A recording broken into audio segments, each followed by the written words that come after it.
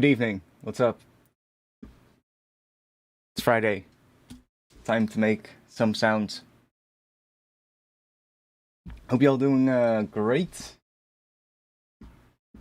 Let me just set this up real quick.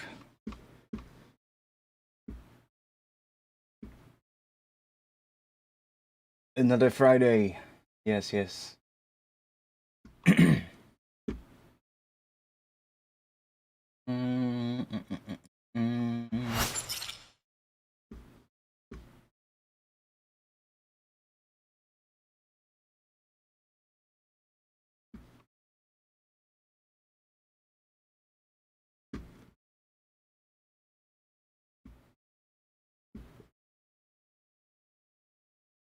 Hope y'all good.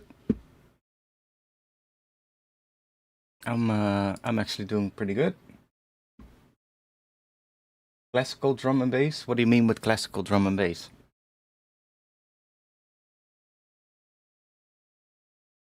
Because I could take that different ways, I guess.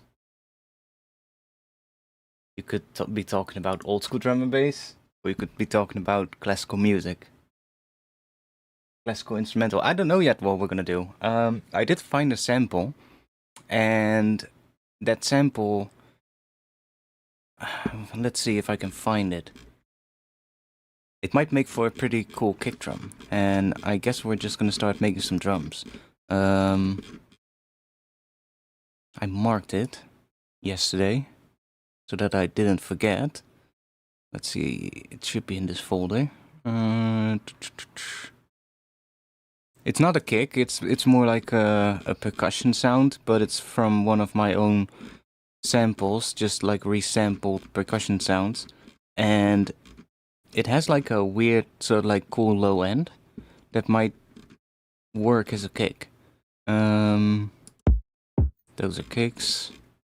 It's one of these, let's see. Was it that one? No, it was lower. I mean, that could work, but I think it was that one. Let's see. Let's see if we can resample that into a kick. Start that way, make some drums. Okay, it has some weird stereo, but we'll fix that.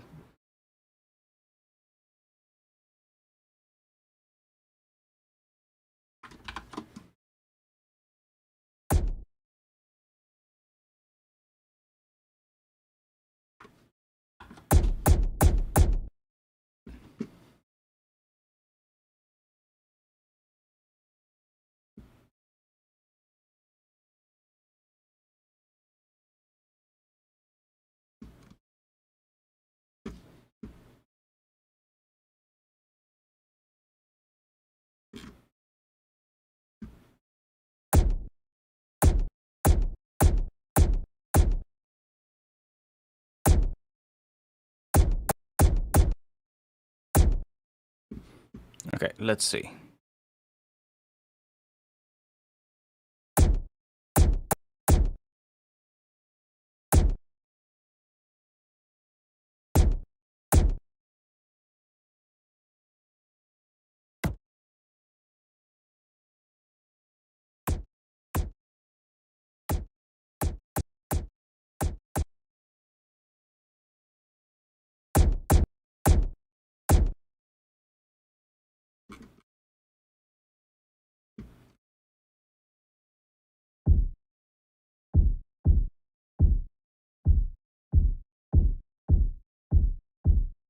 So I kind of like that low end. It's kind of interesting.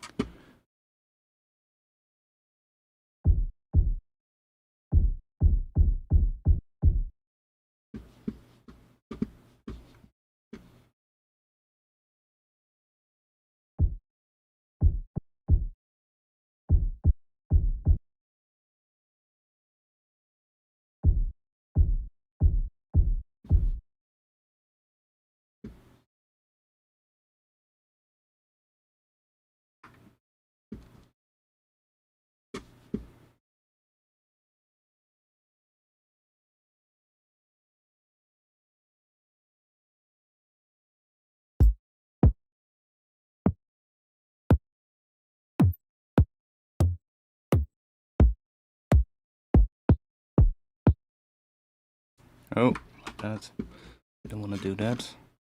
See if we have something to layer it with.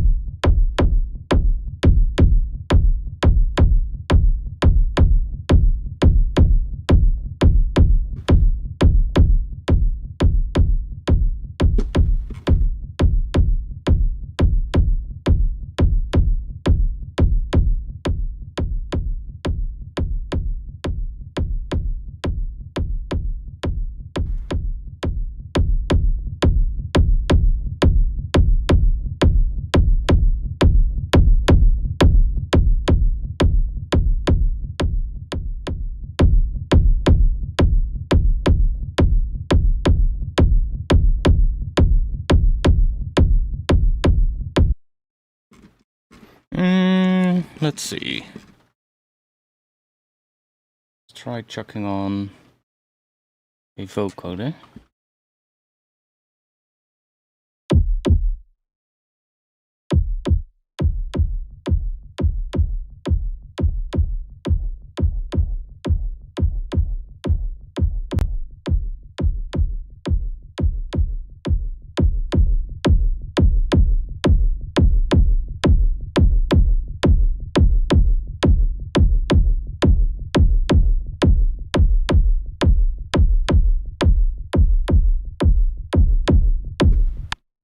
Disperser can also work.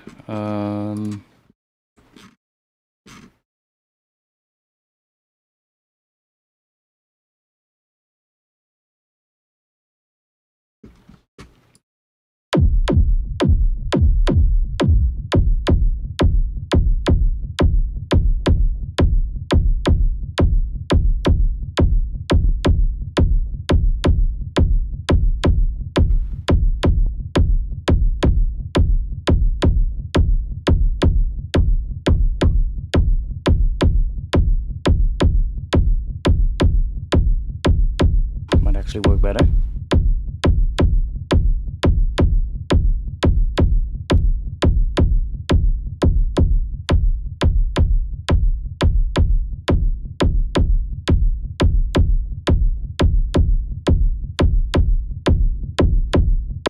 Let's see what happens if we also give it some width.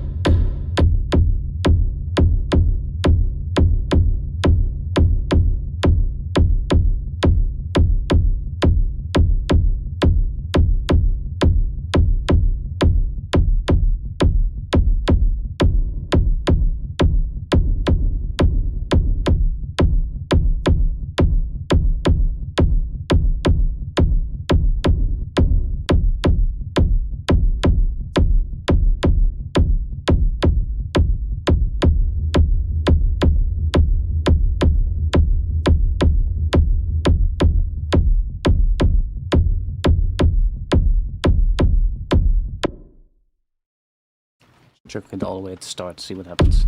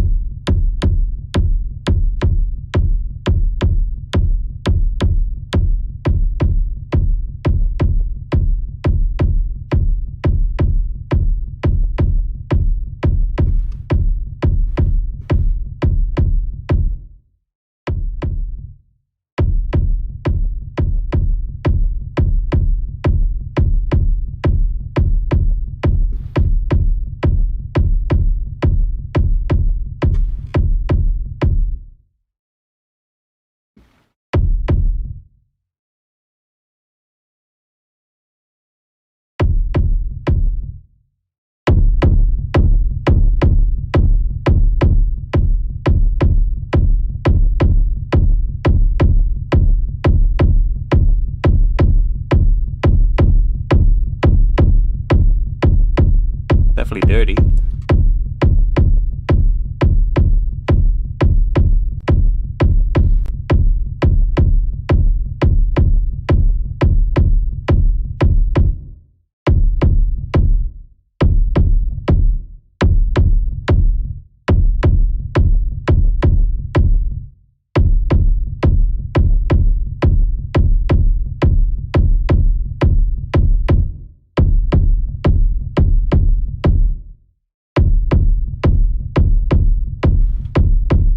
It was actually pretty hot out here today. I went to the downtown to get some new shoes, and I was wearing like my winter jacket. I shouldn't have worn my winter jacket. It was way too hot.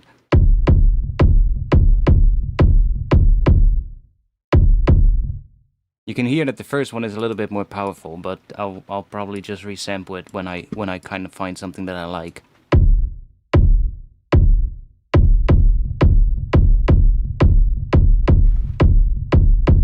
Kind of like that. Let's see what happens if we chuck a different sample as the transient.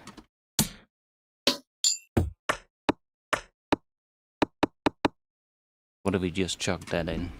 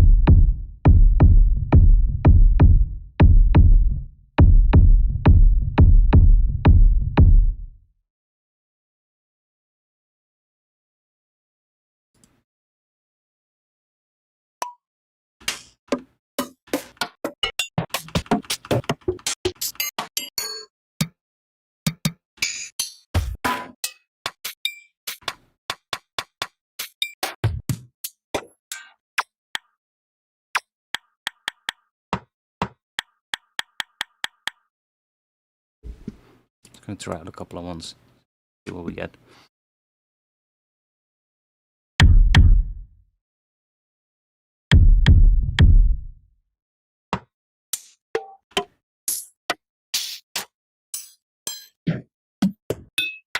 You know, I thought it's mid-November. I thought it's gonna be colder. I went downtown wearing my thick-ass jacket. Holy shit, it was fucking boiling in the subway.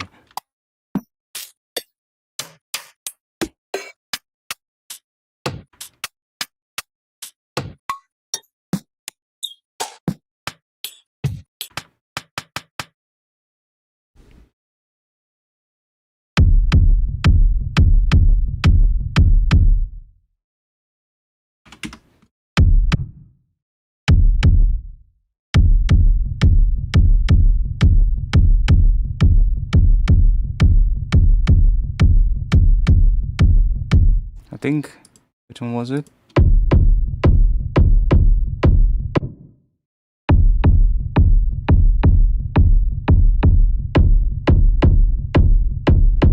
Both kind of work.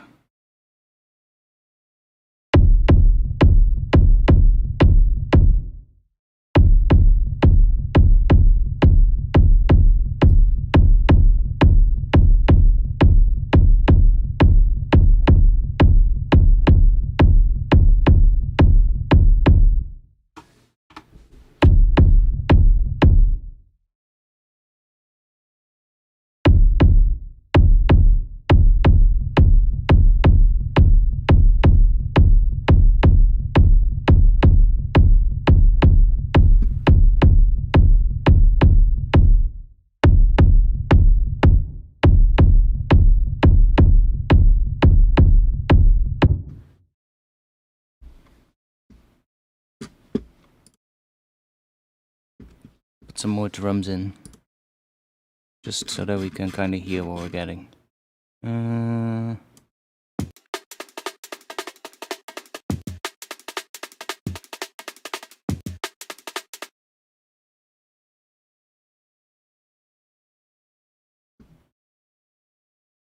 Don't know why that sample always loads in that way. That's kind of weird.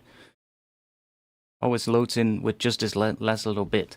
It's kind of hilariously also the bit that I would always cut off.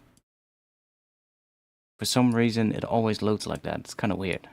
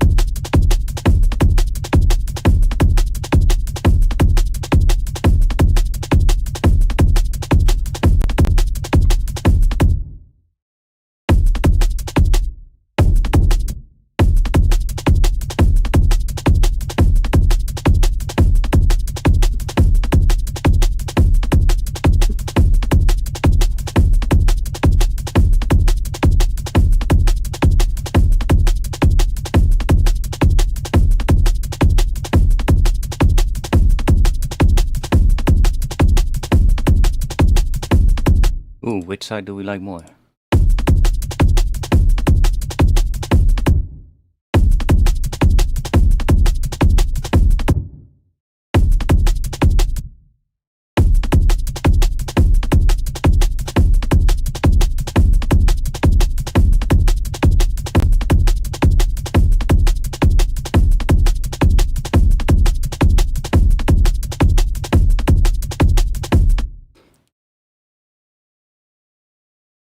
Let's see. Let me.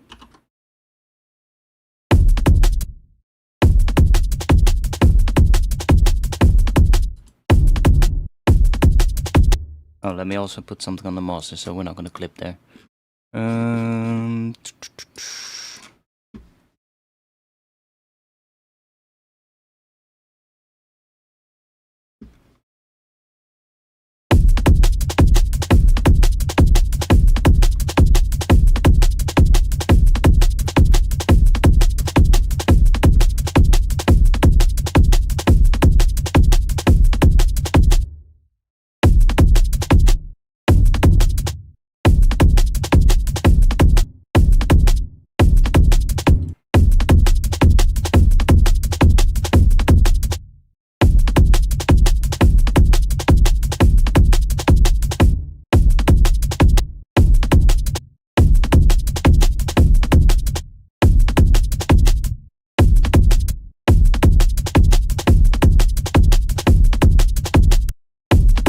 Such a weird kick sound, but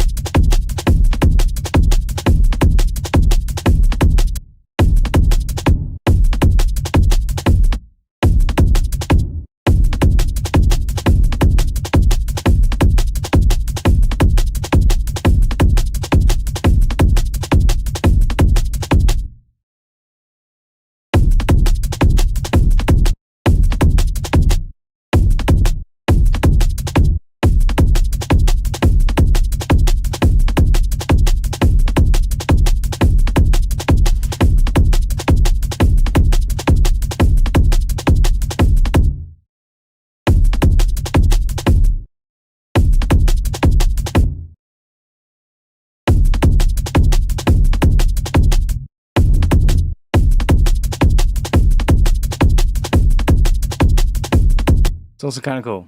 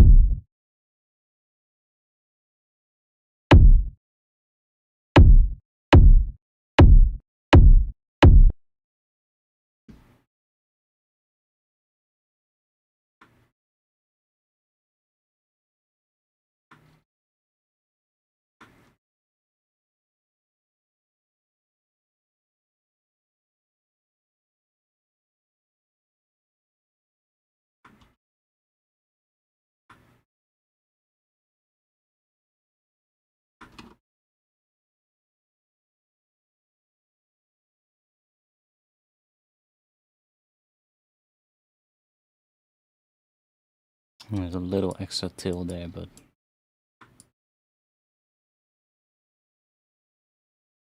you know what? Just to make it easier for myself, let's do that.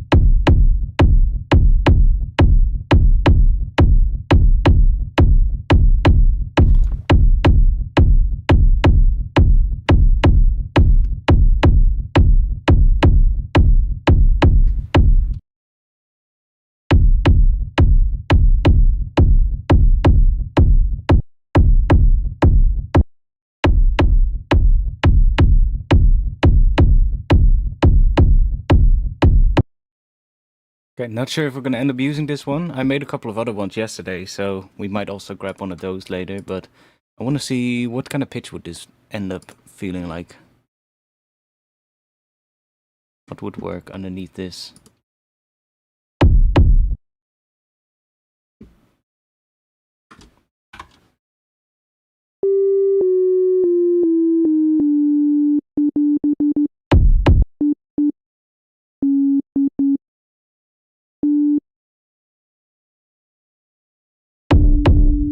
Okay, it's obviously gonna fucking bring it down a little bit for now.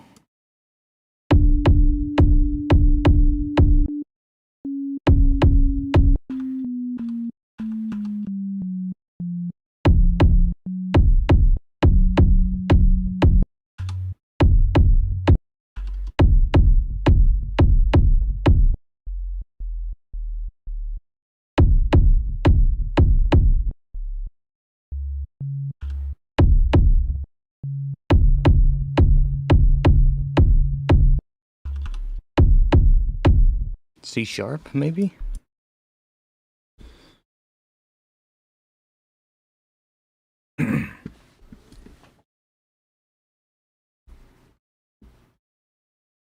I don't even know what it is right now out here.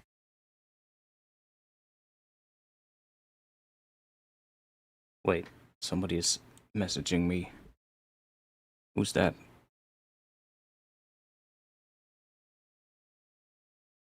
Oh, no, my work. Okay, that's fine.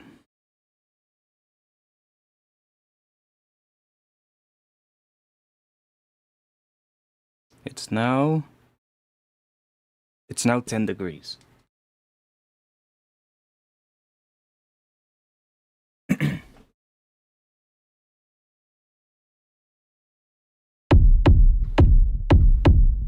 And it's what, 10 p.m. as well.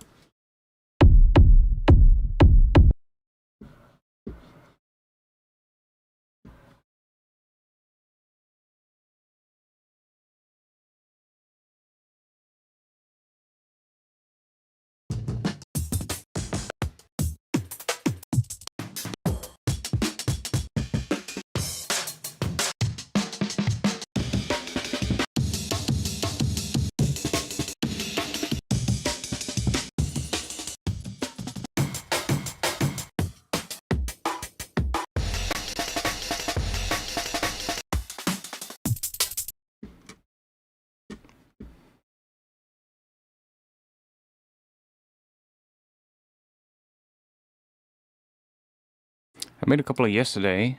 I'm not sure which one sounds better. The one that we now made or one that I made yesterday. Let's see.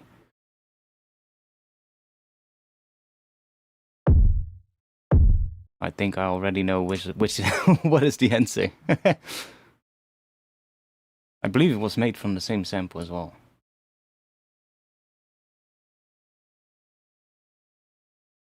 Yeah. It has a similar kind of shape.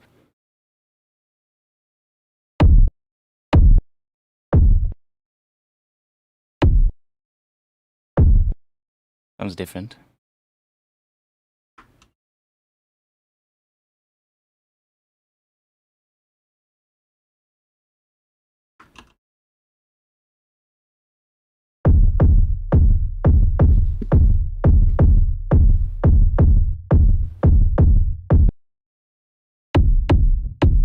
It's just completely different. Kind of cool.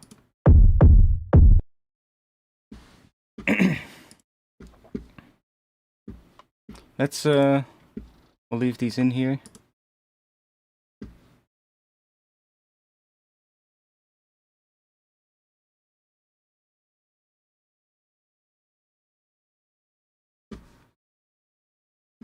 Yo, Butni, welcome.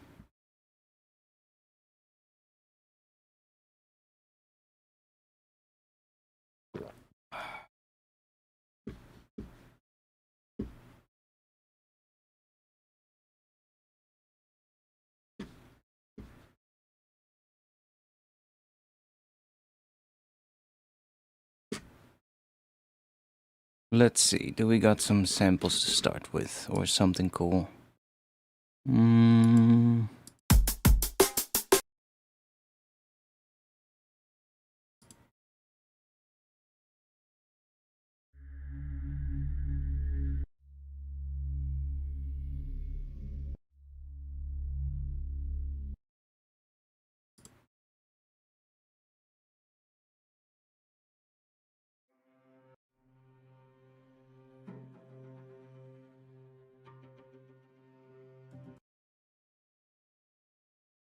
Something to start a bit of a vibe.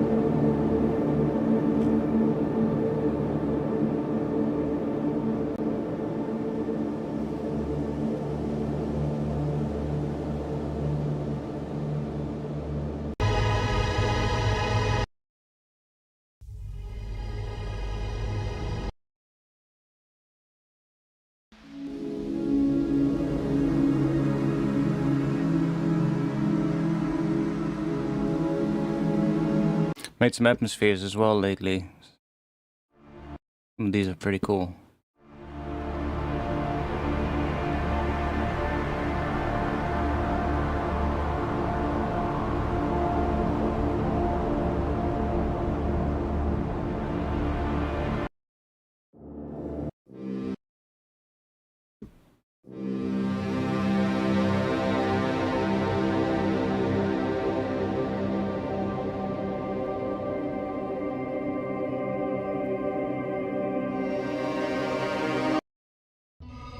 Maybe we can make something like that as well. Could be cool. Let's just let's grab a contact.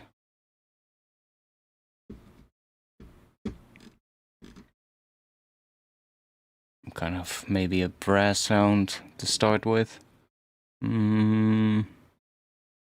Just grab this one.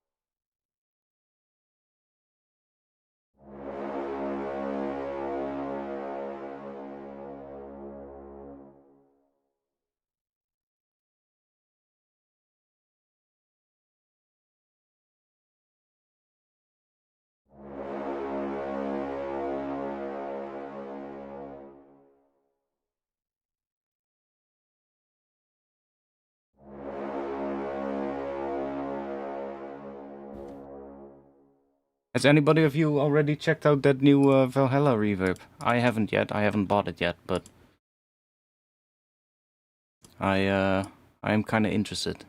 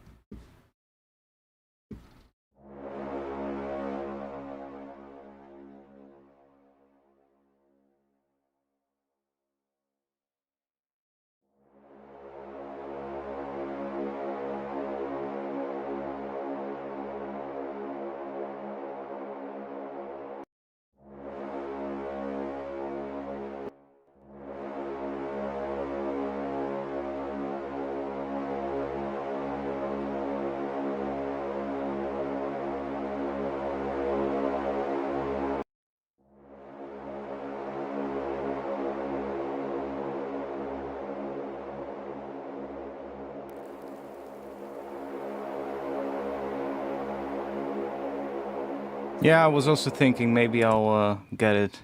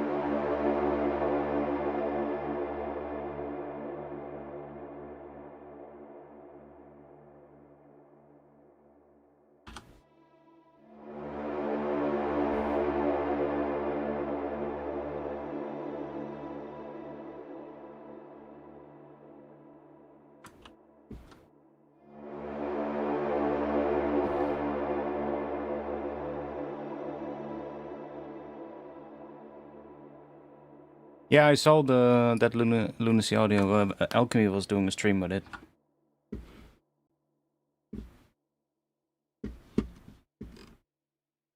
Like that. Let's see what else we got.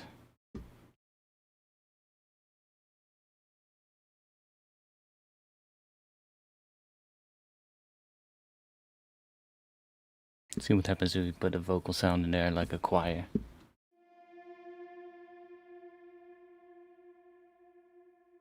Wait, did I put it in the wrong one? Yeah, my bad.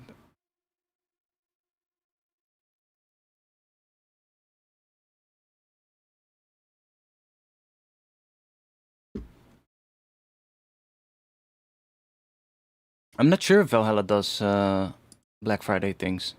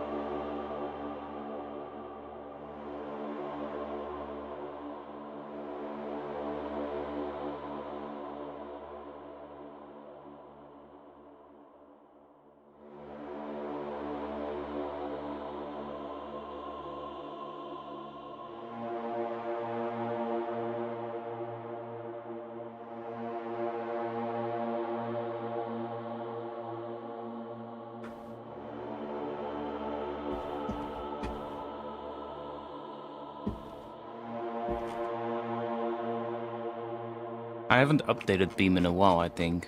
Probably if I put it here, probably gonna give me a message that I need to update.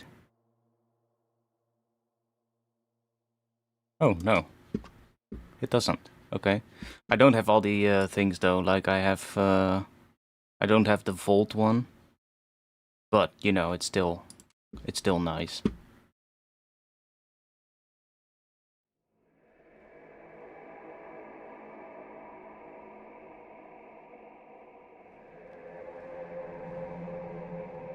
It's a cool plugin to like get interesting results that you probably wouldn't have made otherwise by just clicking the generate preset thing. I always like it when plugins do stuff like that because, you know, yes, sure you can set up your whole thing yourself, but sometimes it's just, you know, just fun to click a button and then hope that you get like some happy accidents. Only thing it sometimes does is also decreases some of the things in here that makes it almost inaudible, but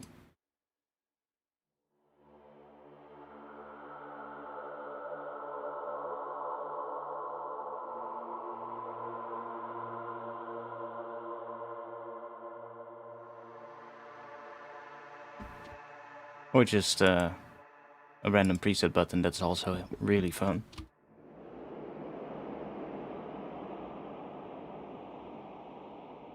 Which key or skill I use, that just depends on what I feel like.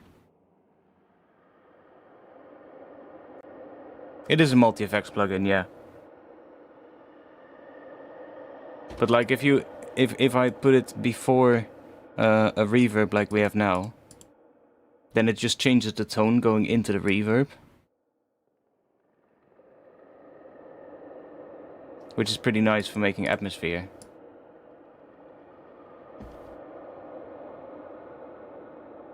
So it just changes whatever.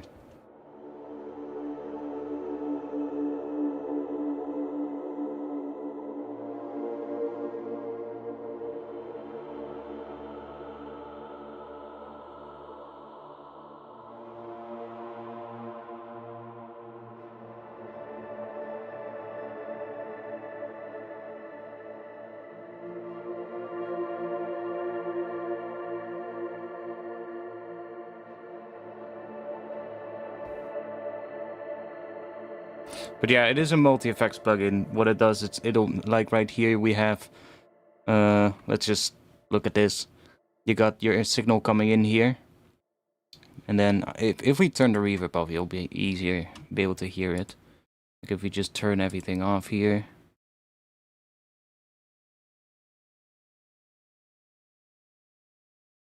Come on. Come on. What? Yo! Okay, you can just click there. Ah, yeah.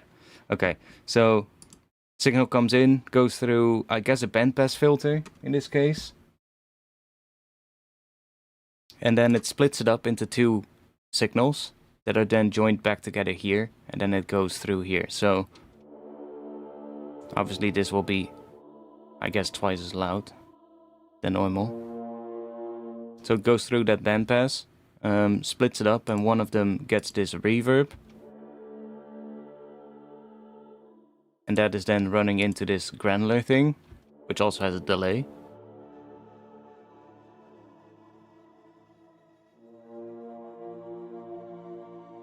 Okay, and then here we have another granular thing, which is using the art mode from the sound of it. And that then runs into this reverb,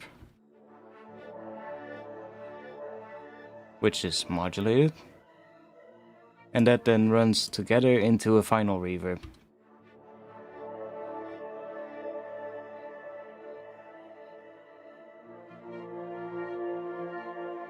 But like, depending on the preset, you can change all of that. Like, you can change the routing and make like another chain. If we do this, it creates another chain, and then we can drop something else in here, for instance.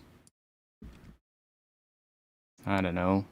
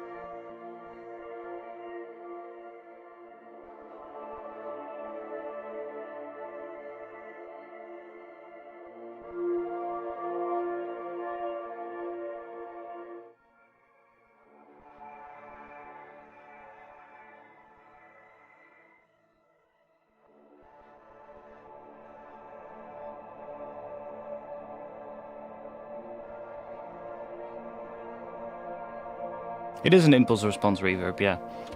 You can just load your own impulses in here as well. Like I have a folder here with some stuff. Like some of my impulses, if we just grab one of these.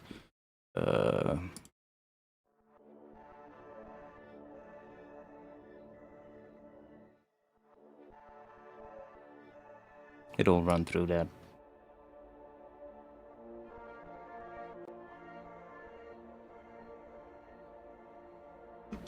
But like I said, like every preset will have different routing things, so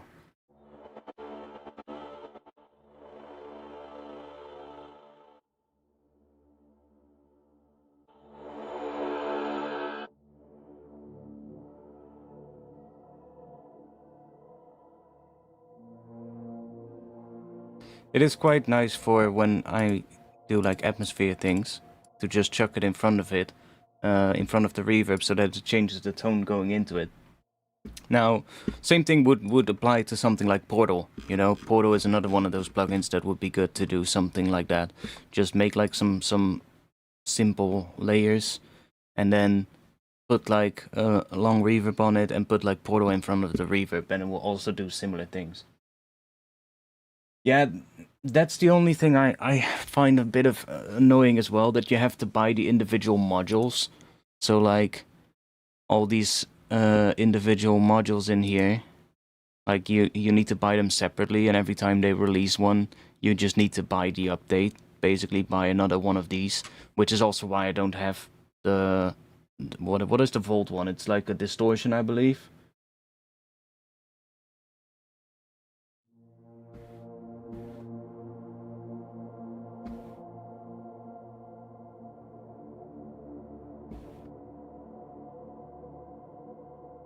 But like Portal would also do fun stuff if you chuck that in front of it and just go, let's see, just grab something.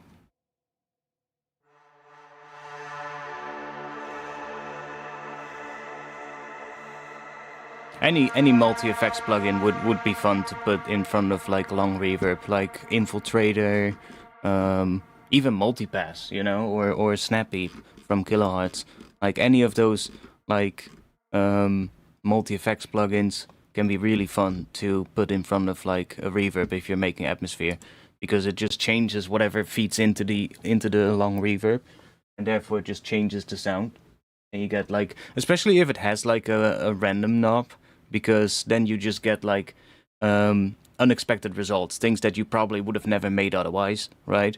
Like Infiltrator has the random thing where you just click and get a random preset, stuff like that.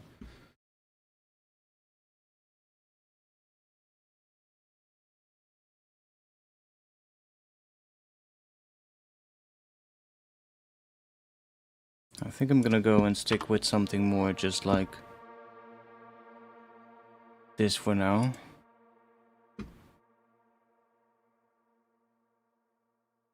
Let's put Beam back on because I kind of liked it for this.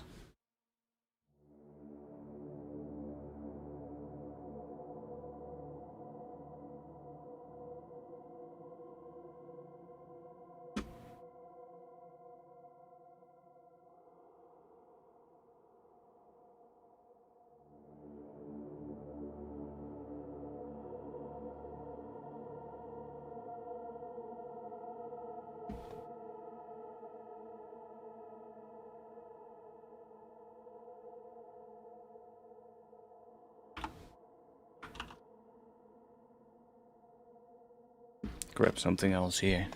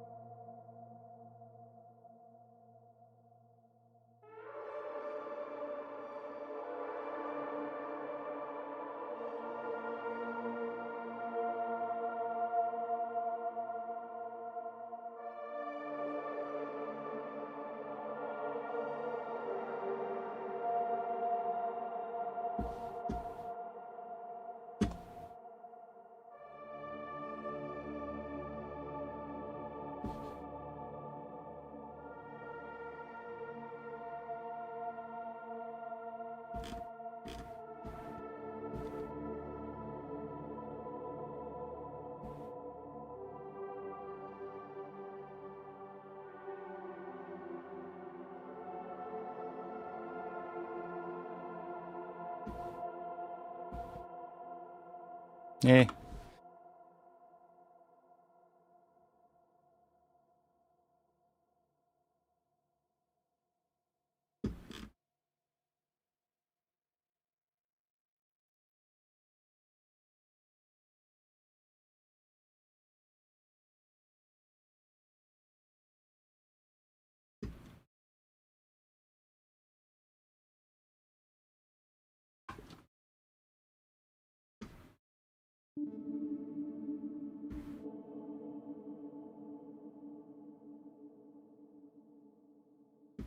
Actually, don't don't mind that.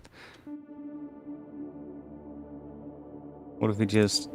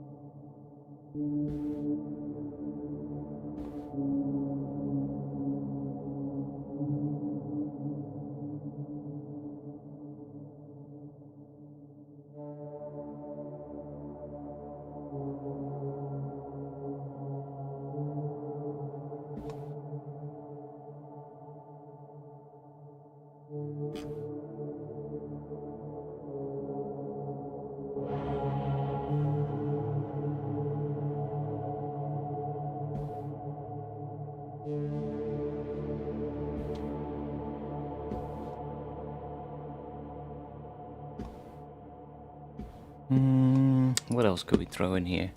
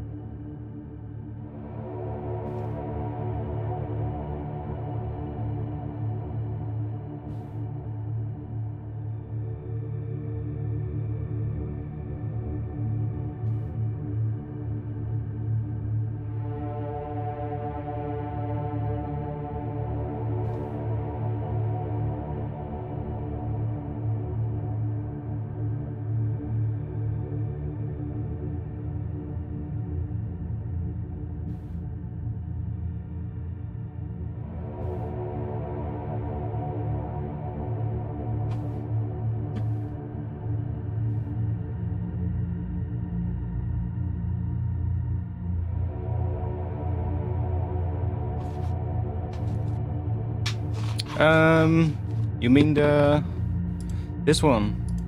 That's just called CC control. It's part of Ableton. It's one of the modulators.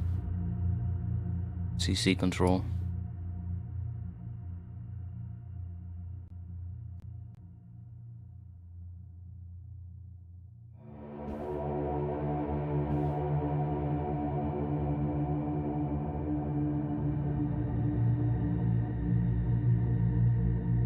Pretty handy actually. Like if you're, you can automate like other things as well with it. You can automate like the sustain pedal and all kinds of other things. Pitch bend, of course. So if you're if you have like one of those synth plugins that doesn't allow you to directly automate the pitch bend wheel, you can just chuck that in front of it and then just automate the pitch bend that way. Like, I don't like having to go into a MIDI clip to automate the pitch bend in here and then click on envelopes and then automate the pitch bend in here. I don't like that. So, because one, you know, I have to open a MIDI clip and then click envelopes, and then if this is not selected here, the pitch bend, I have to go in here and then select pitch bend, and it's just a pain in the ass, right? It's just a pain in the ass. Plus, if I have pitch bend automation somewhere and I click A, I don't see it in here, right? I have to go into the clip and there you can see your pitch bend automation. Whereas if I do it with the CC control, it'll just show up right here in the automation lanes. Now, there is one issue, one takeaway. I believe the automations inside of the clips are compensated for properly, and with like the latency compensation. And I don't know if that is the case for pitch bend automations that you do in here. But, I mean, most of the time it's not that big of a deal. Unless you do really crazy quick like automations, then it might become a bit of a problem. But it also kind of depends on what you're doing. Like, as long as there's nothing, so I think it might actually be okay. Because usually the automation gets thrown off when you have like an effect that does like creates a big latency, and then you do an automation after that. That's when it usually throws the automation off in terms of the sync, in terms of the time. But the CC control is always at the start of your chain, so I don't think it matters in that case. But yeah, I don't like having to draw my automations inside of the clip. It's just annoying. The only issue is that you cannot, or when you like record pitch bend, let's say with your MIDI controller, it won't record it onto this, right? You have to go into the clip. Now, luckily, if there's automation here, so like if there's something here, let's just do that. Let's say there's automation in here, you can just select this, cut it, and then when you click this pitch bend thing here, you can just paste it there, and it works. So that's kind of nice to have. So even if you record pitch bend automation with your MIDI controller, you can just cut it out of the clip and paste it inside of the lane here, so you can then see it as soon as you press A. Still a little bit annoying, but it's better. Or you could just map this to a knob on your MIDI controller and just do it with whatever knob you've put it onto, you know? Like, I have some faders on my MIDI controller, I could just map it to a fader, you know? The only helpful thing about a regular pitch bend wheel is that it will reset automatically to 0, whereas a fader won't do that. But most of the times I'll be, you know, I'll just want to do a pitch bend down or a pitch bend up, you know, and I'll just select, you know, like one side of the range anyway. Very rarely that I will want to do pitch bends up and down. Well, maybe when I'm doing like some bass design or something, but then I'll just probably use the pitch bend wheel and resample the hell out of it.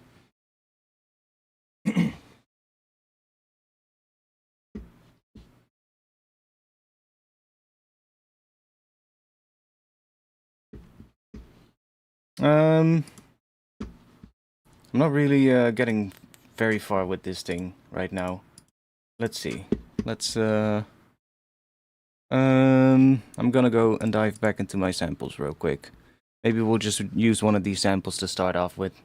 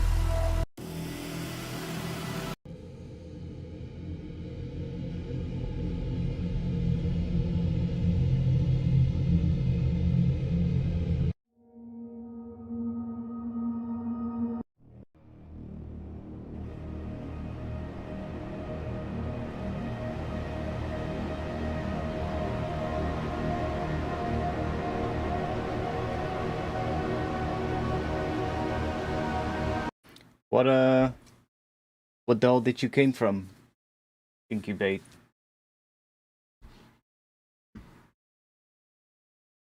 I mean, relearning a new doll isn't that big of a deal, I feel. Like, when you know one, it's kind of, yes, sure, there's... everything is going to be in a different place, and some things might be named slightly different, but... usually it won't take you that long. Might take you a week or so, and then you'll pretty much be, relatively okay, FL. Well, yeah, I felt like the move from FL to Ableton was pretty easy, actually. For me, at least, it was like really, really nice to not have to do all the organizing the entire time to keep everything looking somewhat clean. Yeah, shortcuts. I know shortcuts is the thing that'll take the most of time. You'll just need to get used to that. That's true. That's true.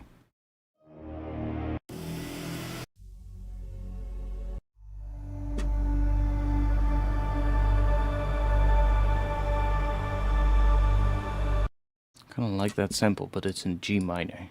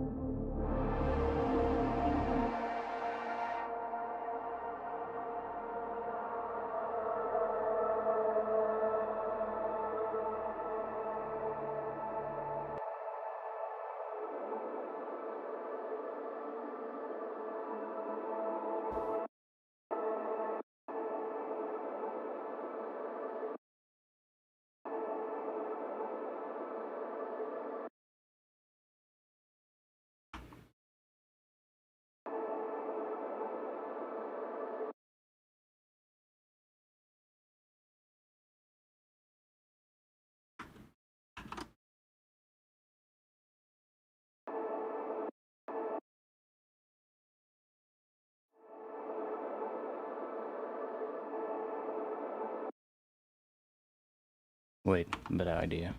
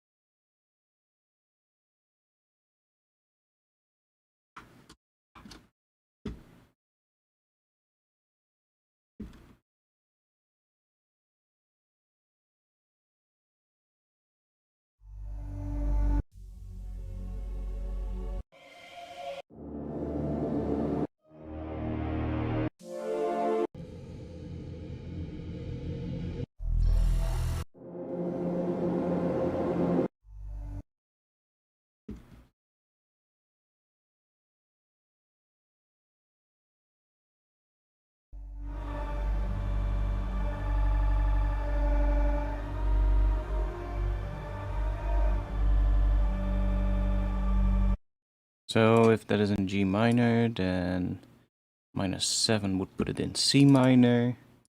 And then we, or no, not. Yeah, I'm correct. And then now we can just chuck whatever note we want to use. So let's just say D.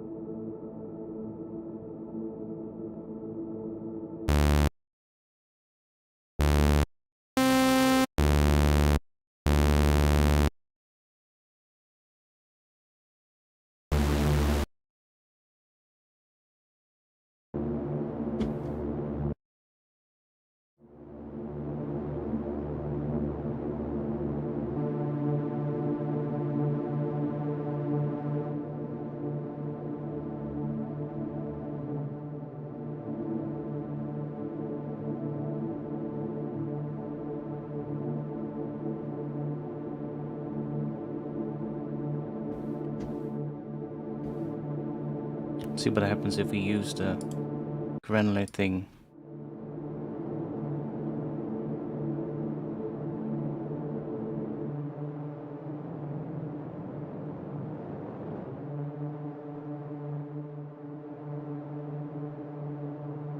That's weird.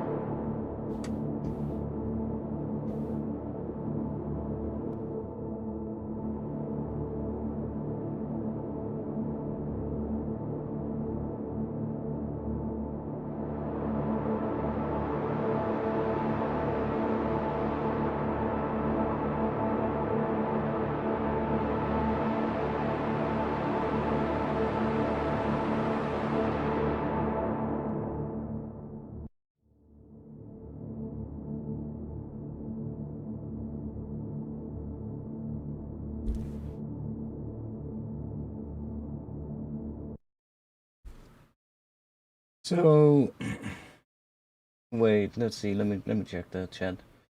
Ableton is intuitive to pick up. Yeah, I felt as well. I didn't like Harmer, so I didn't miss that piece of shit anyway. Don't get me wrong, Harmer is great. It's a good plugin, but I just cannot stand the UI. It's just it looks like a jumbled together mess to me. And I can't unsee that. So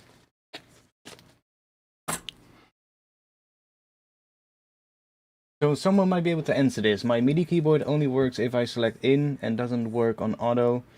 Is this how it's meant to be, or am I being dumb? That probably has something to do with the settings in your MIDI, in your MIDI settings. So let me just check. I'm not gonna mess with mine because I had to set mine specifically up as well. But like when you select your MIDI controller or whatever you have here, like there's obviously all kinds of things here. There are like these other sort of like settings here, and the output ones as well, and those kind of matter. I don't fully understand these, but I had to look on the forums of my Novation to figure out what the right setting was, and I eventually found something, found a post about it. But you probably want to mess with some of these checkboxes to to test it out.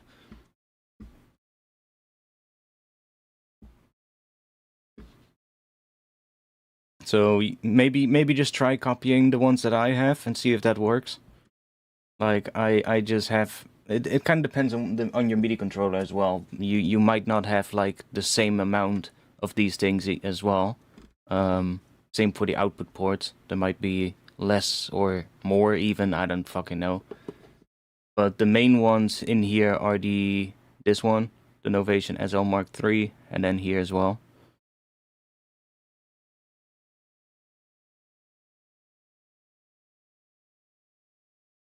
I think it should work on auto, because it for me I have it automatically set to auto as well. So if we just chuck an operator on here, yeah. Now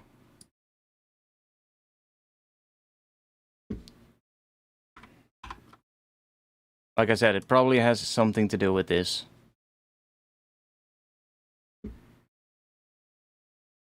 Right here.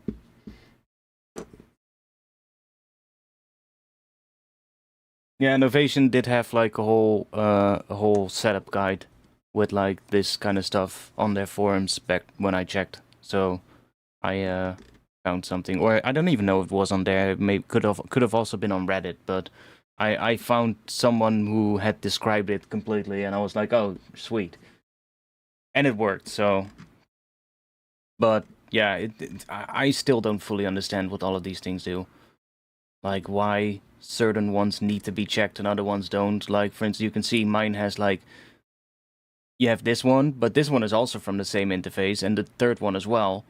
And then here I have MIDI out 3, 4, and 5, and the main output, and then this other one. And then for the main one, I had to select all of them, and the other ones I didn't select sync, because if I select sync, then it also didn't work properly. It's like, I don't even know why these things or what they exactly are, but it doesn't matter. It works. Yeah, auto is meant to just work when it's set up properly. So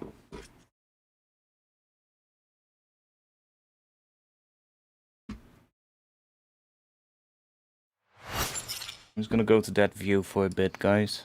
I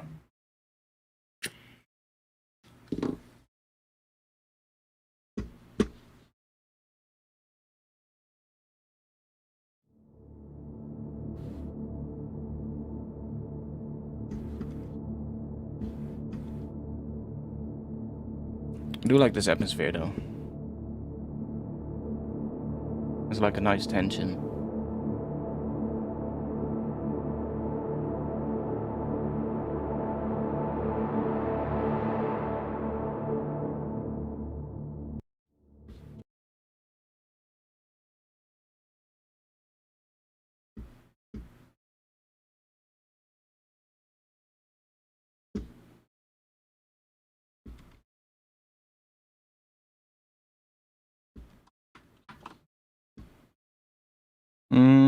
I'm tempted to go open up another project and just work on something that we worked on in the past.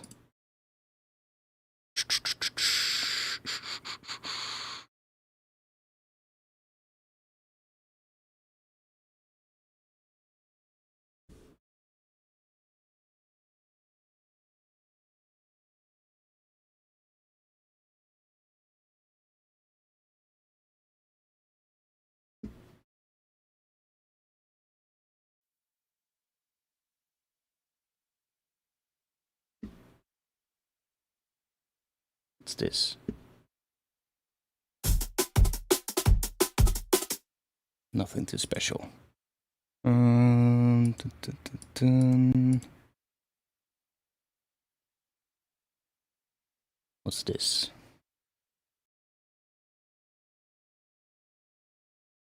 Yo, Prozac.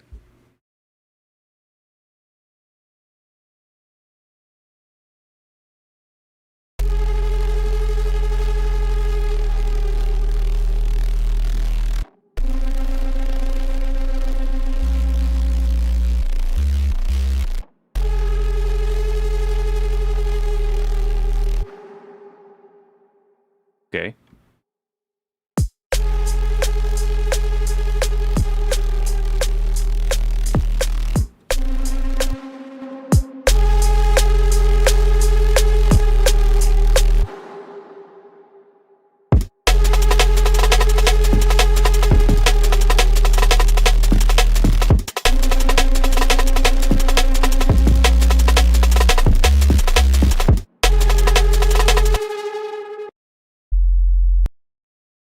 Another sub.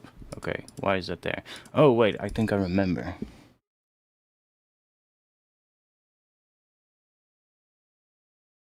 I think I remember. This is actually kind of an interesting one. I made this off stream, actually. And this was kind of an interesting process. I might actually just quickly show you guys. It's kind of a fun way of making sounds. So I started with this little thing, which is just it's literally just a sine wave with a little bit of bend, so it's like a little bit more towards the saw wave kind of shape. Like if see, it's just a sine wave, then just bend it a little bit. It gets a little bit of like a saw wave kind of harmonic shape. 3 voices with quite a lot of detune and a little bit of noise. And the noise is running through a high pass. There's no effects, I think. No effects. And then I have this other track, which is just a sine wave sub. It's really just a sine wave, as you can see. And that track is turned off, as you can see here. It's turned off, so you don't hear it. But I'm grabbing the sound of it with this compressor. So I'm using the compressor sidechain input to select that track, and then and then of course do it post effects and not post mixer, because post mixer it would not bring anything in because this track is turned off. So post effects, and that brings in this sound. If you then click this delta thing here, so that it's like normally you would just, let me turn this one off. Normally you just have that's just the original sound, but if you then click the delta, you get the sine wave sound in here. Now you got a mix control here, which mixes between the sidechain signal and the original signal. So let me go back, because I forgot what the mix setting was. Okay, there. So let me turn you back off. See, so now you get that sine wave in here.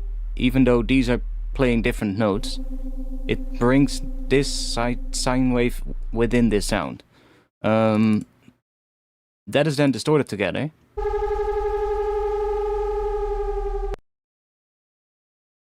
Bit of reverb. Well, a lot of reverb actually, it's fully wet. Distorted again. But if we don't have that sine wave in here, it starts doing that. But with that sine wave, it just gets a bit of extra texture. And then EQ the hell out of it. Some chorus. Bit of multi-band compression. And then finally I'm cutting that low sine wave that sits underneath there. That makes a lot of rumble now. I'm just cutting it off.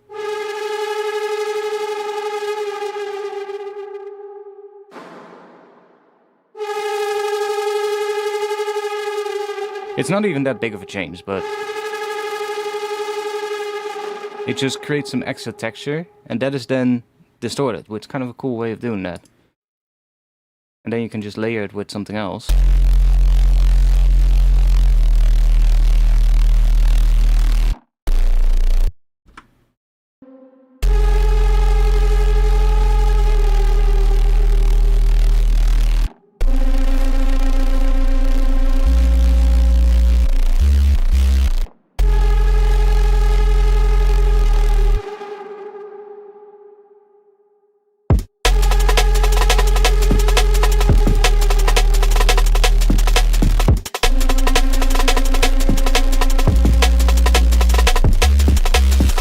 I don't think that mix was also part of the Live 11 compressor, but that's not that big of a deal. Because you can also use the dry wet. Like, okay, this is set to 35. If we bring this up to 100, and then use the dry wet, so set that to 35, you get the same thing.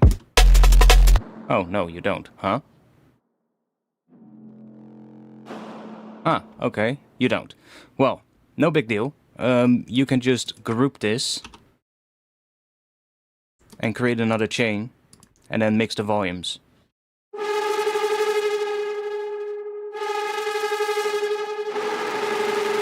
So you get the same thing.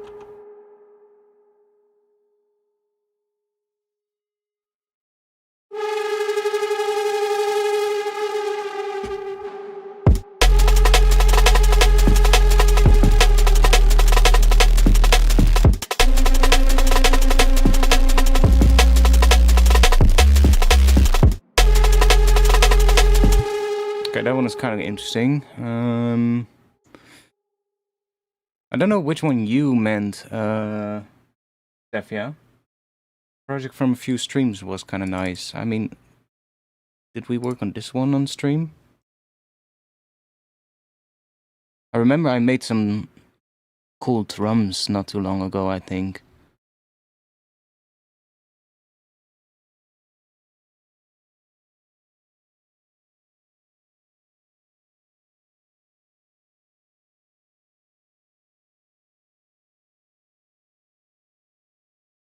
Was that this?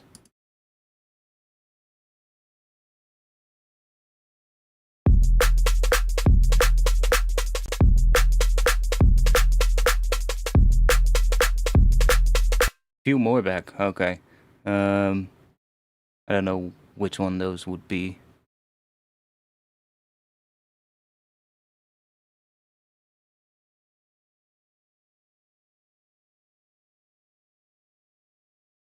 Okay. I'm kind of curious. What is this project? It's called What the Actual Fuck?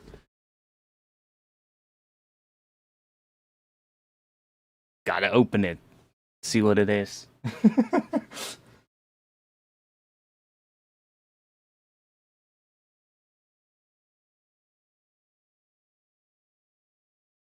What's this?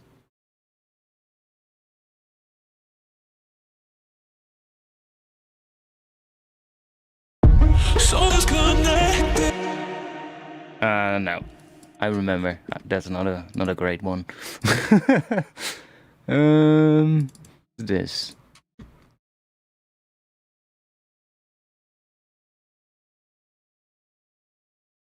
I need to go through my projects again sometime. And find like nice ones. Way too many.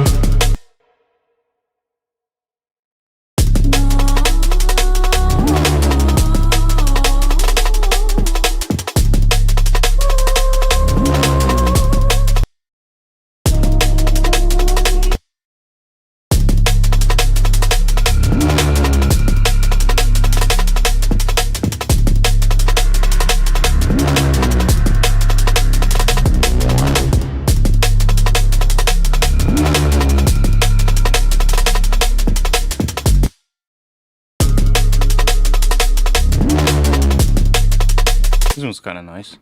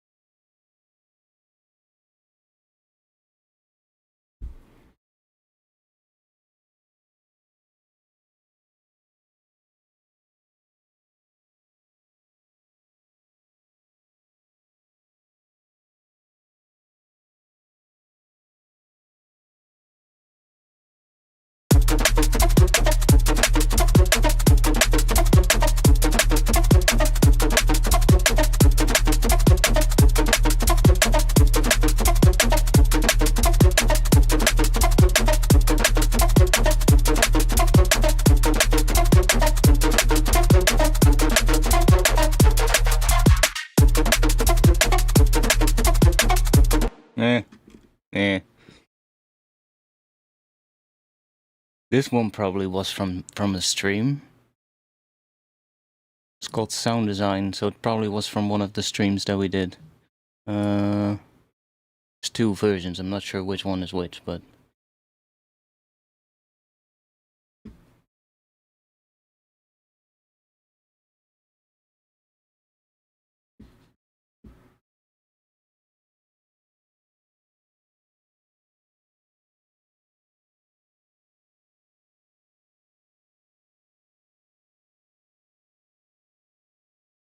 Might also just be some... Oh yeah, that's just a couple of sounds. What is the second one?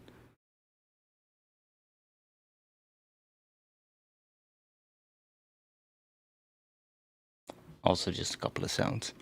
I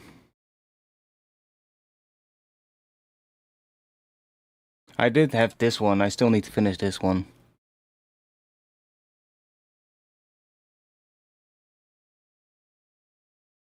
Not sure if today is the right day for that though, but...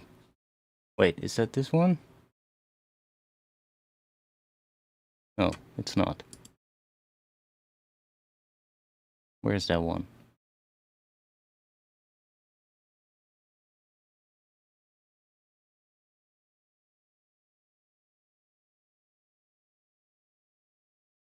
This one.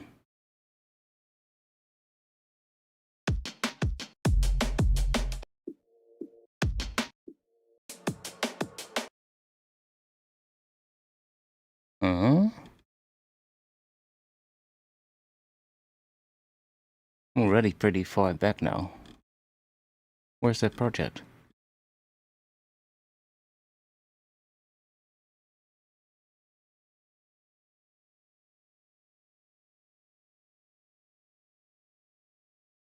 It should be around the same spot where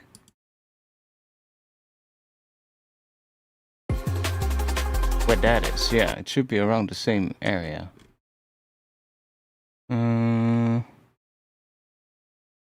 About same length, same time ago.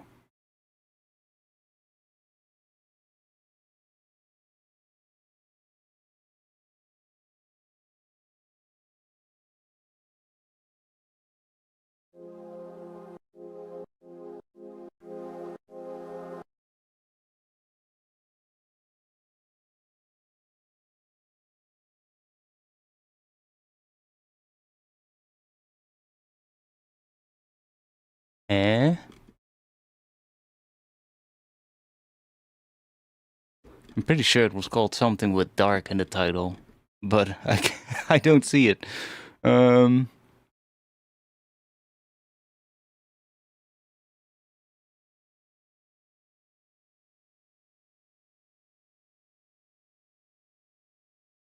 I put it in another folder?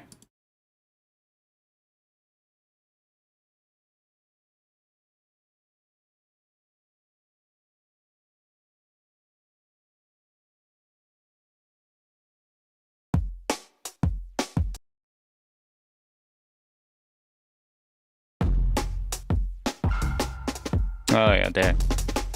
Remember that one?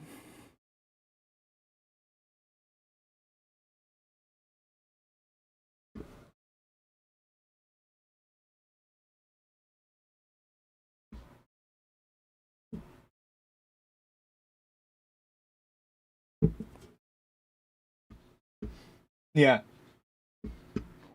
I still need to finish it. But I got to a point where I was kind of stuck with it, you know?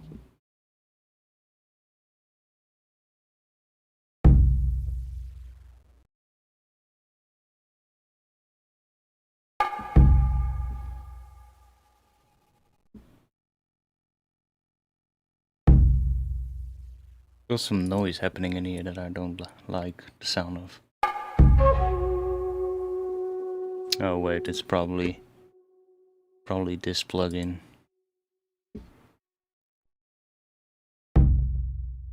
But it also does some cool extra saturation. Maybe a little low pass can fix that.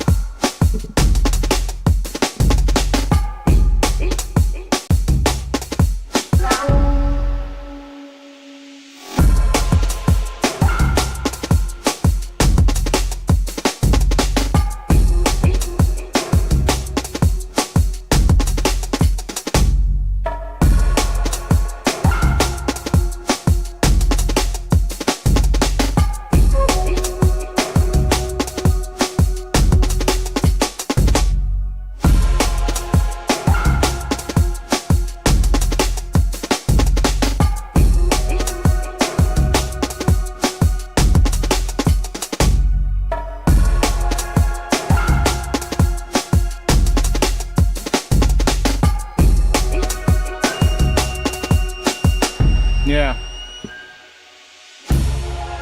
Definitely one that I probably want to finish someday, but I did kind of got to the point where I was like, not sure where to take that. I do have one folder here with good ones. At least it says good ones, so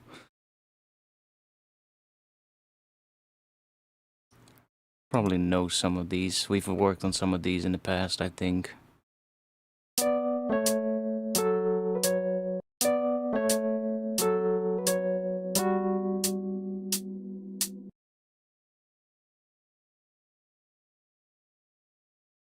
It's in the same folder, actually.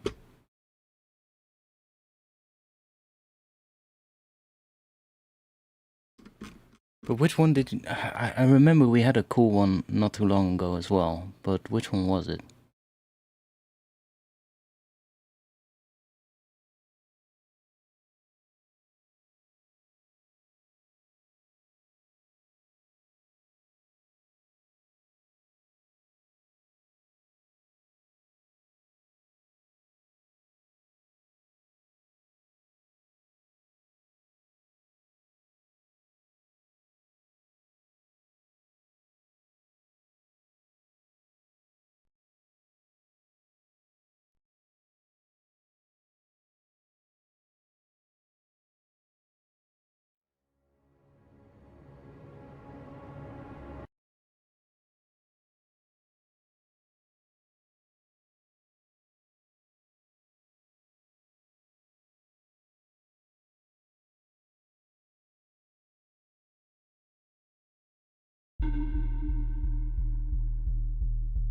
It's that.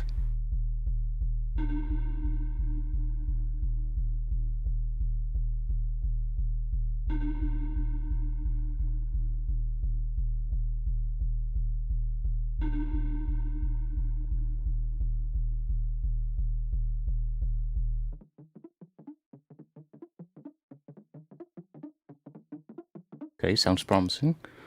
Let's open it.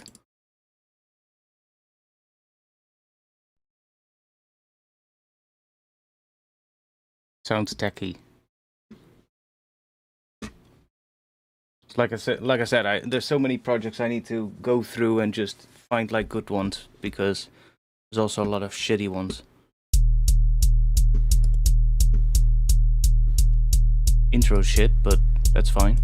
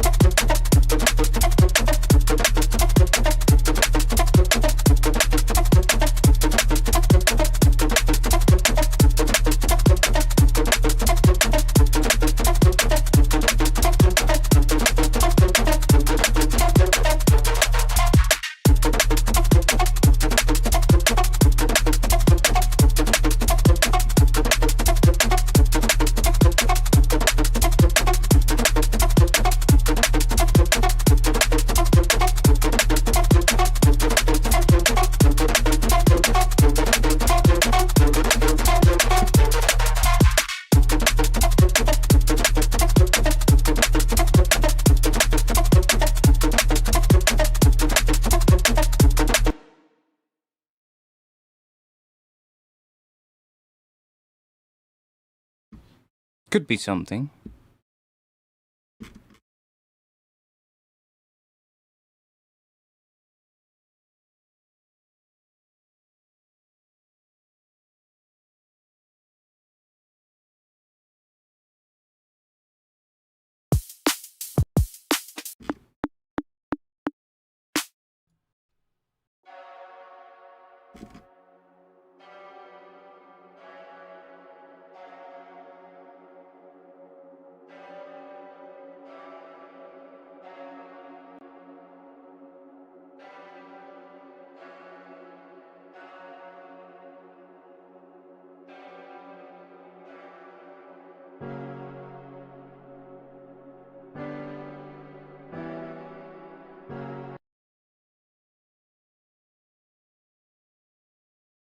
There is one I worked on recently, and now I can't find it, that I really enjoyed.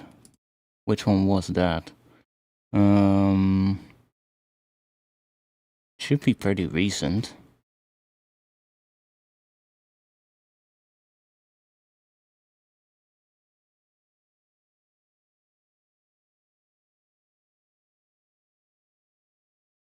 And I remember I worked on that on stream, and thinking to myself, it was before the feedback stream, and thinking to myself, we need to work on that again later.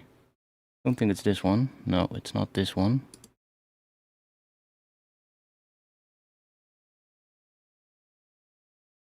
It had a really cool vibe for the intro.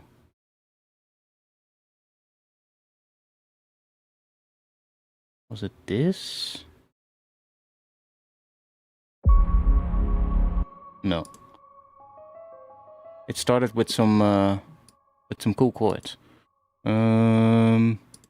This one? These are all pretty recent.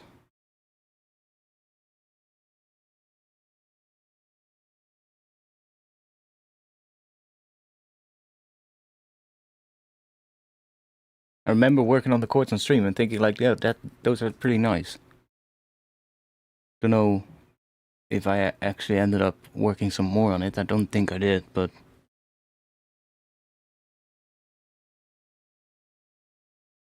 I'm just going into the project folder and going to the samples folder, because I have this resampling track here, and it will just have like the recorded things in there, so I can just check it.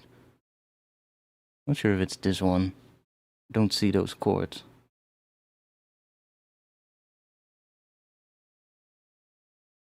Where is that? I saved it, right? That would be absolutely messed up if I didn't save it. Nah, I saved it 100%.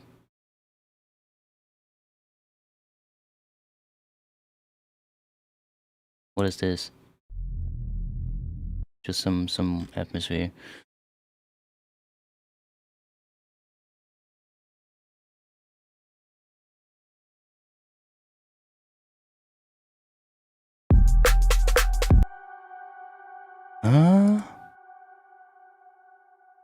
Wait, I can go in here. Maybe we can find it in here.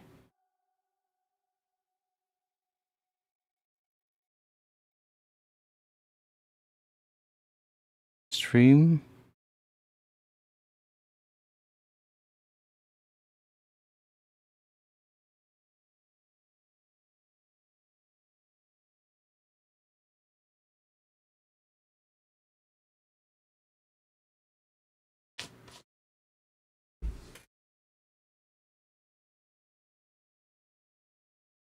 Do I really have to go and check what the project file name was by going into my VODs? I mean, I should be able to find it that way.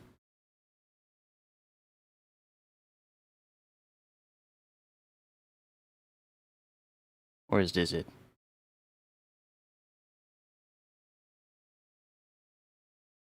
No, if I see those chords, I immediately know. Let me check. 1 moment, guys. 1 moment. I want to find it now, because that one was kind of a vibe. Go to my channel. See, and this is why you need to organize your project files. Live.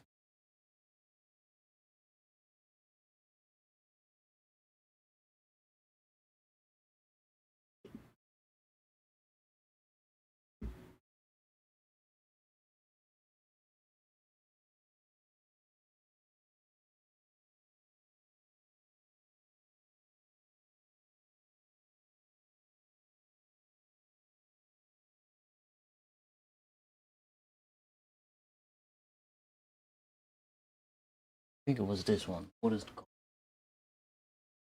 It is one of the sound design ones. This one.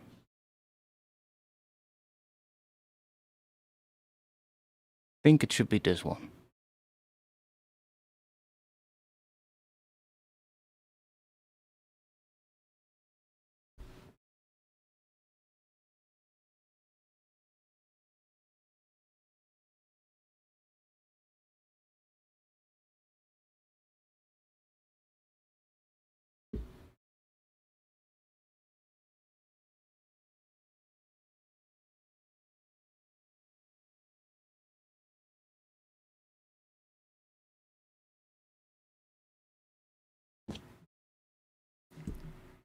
This one, I think it is.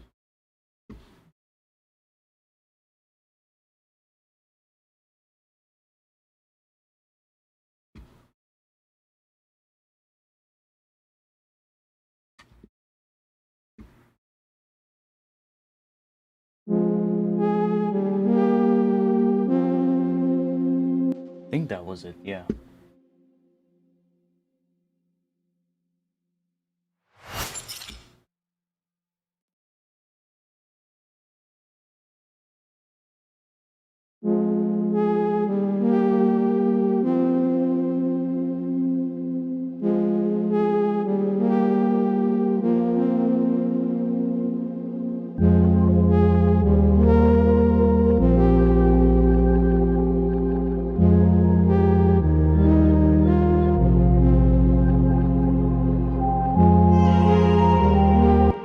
Where's that lead coming from? That is not supposed to be there.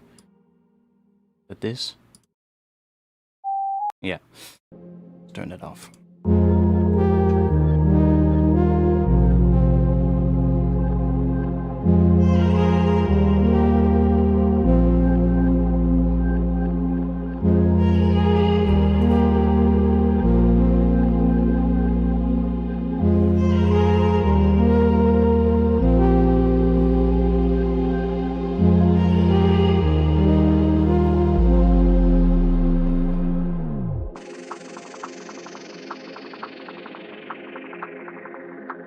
A lot of stuff in here that is turned off. Probably because I did some more stuff after stream. Okay, what is this?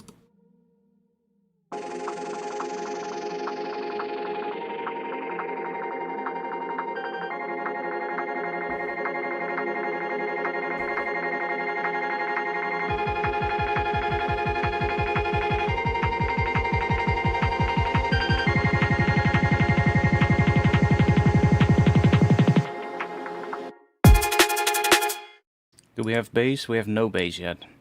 Okay.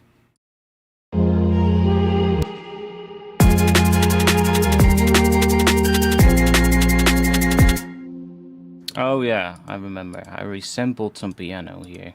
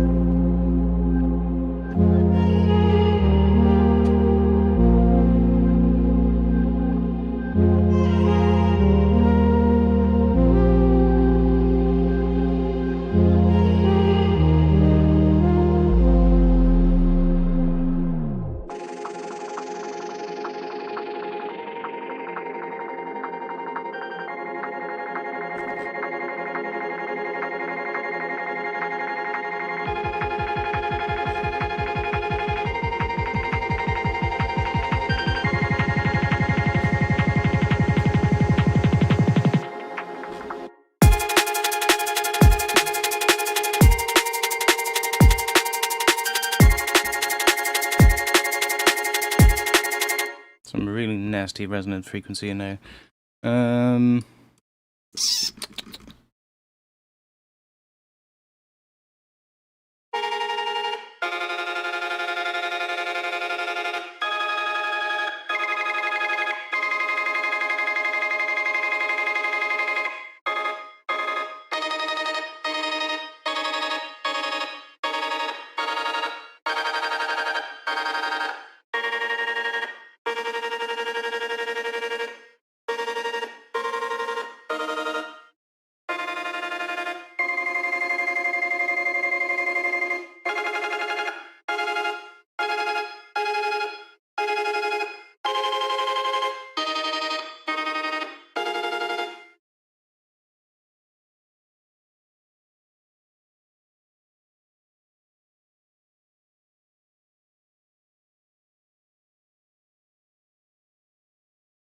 Shitload of vocal samples from some sample packs. I think I was just trying to find something to work with for the time being, but I'm thinking what could work in this, what I would like.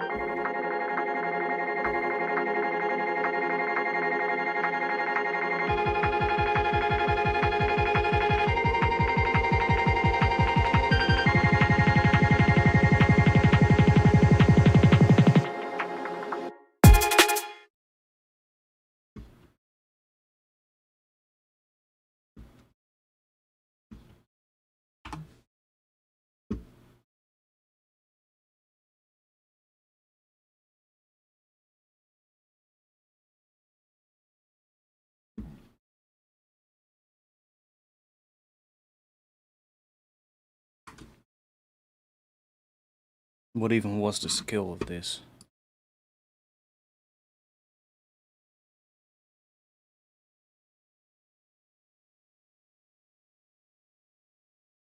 F minor?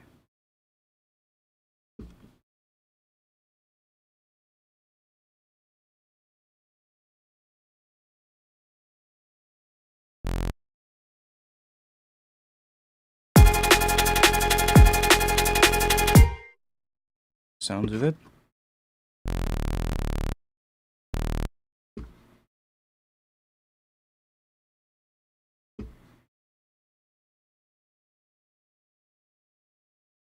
I think it was that.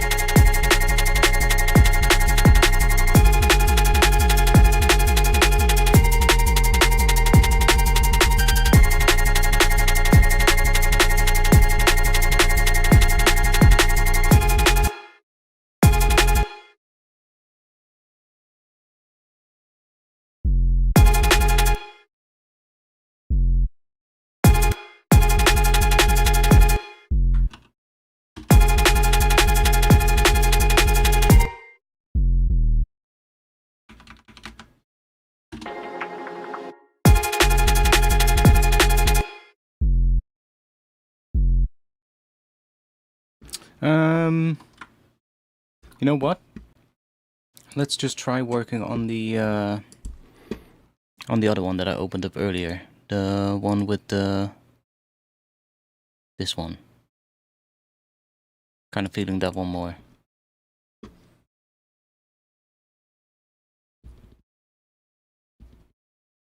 Because that already had a bit of a cool vibe for the drop. Because it kind of only was a drop. There wasn't much else.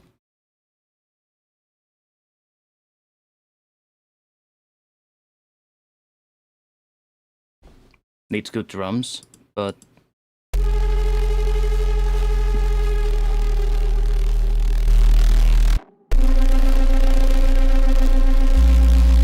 it kind of also needs a nice layer for underneath this sound. But with some good drums, maybe this one can already work.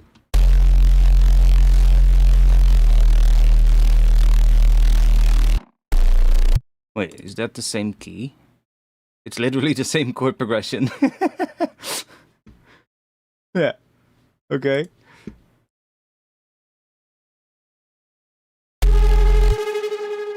Can I combine those?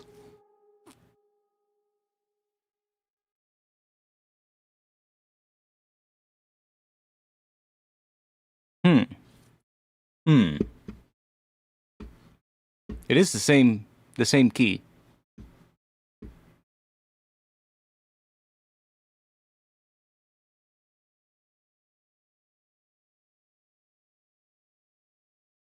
It is the same key. So could I mean, we can try. Like, I might not do the granular piano resample thing, because I was kind of torn on that. But I really like the intro chords from the other one. Could it go with this?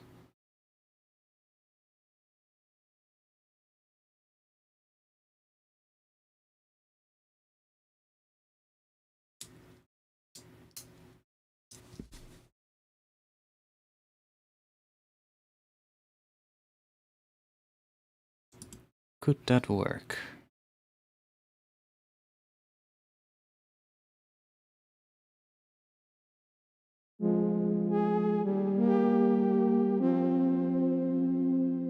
Let's see.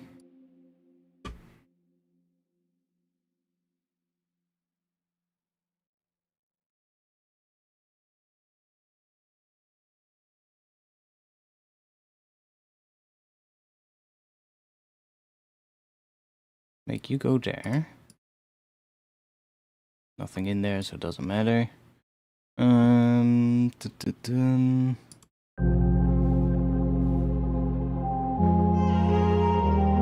Yeah. Shut up.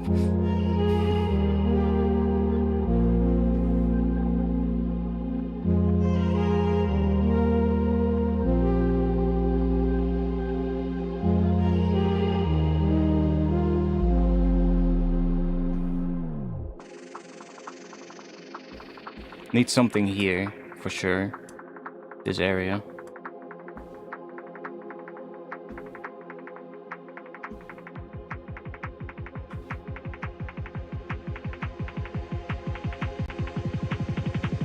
Oh, and that might also be... My bad. It's a little quiet for you guys.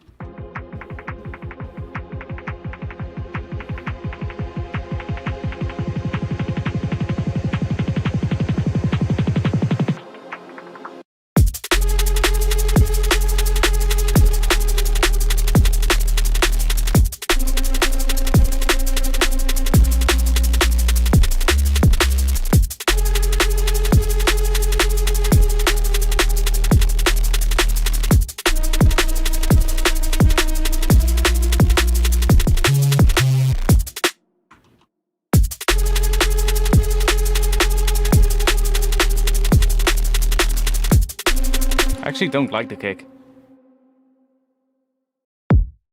I mean, it works on its own, but don't like it in combination with this thing. In general, I don't like the drums in combination with this thing.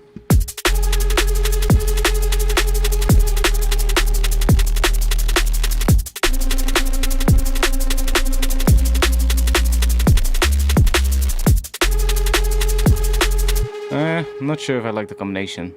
We probably want to turn this into its own thing, I think. So let's go to that project. Let's do some sound design in there to see if we can, first of all, make some good drums for it.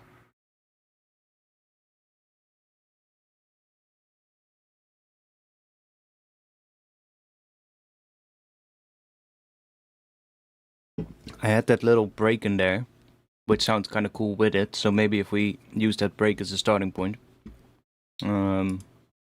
This one, the top one.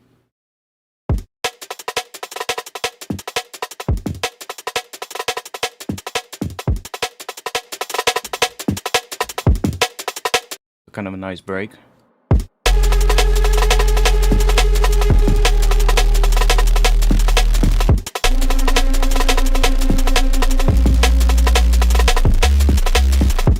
Now, I do think I want to have a slightly different bottom layer to it. Something with a similar sound, or at least maybe change up this last part, so that it's sort of like a different kind of sound coming in there. So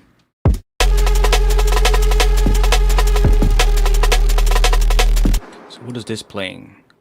G sharp, it's bending down to a G, and then we have a C here. So that is, this is doing F to D sharp, so that would be F minor to E flat major. And then here we get, what is that? That's, I guess, a B flat sus2 or something. That's kind of what we're getting.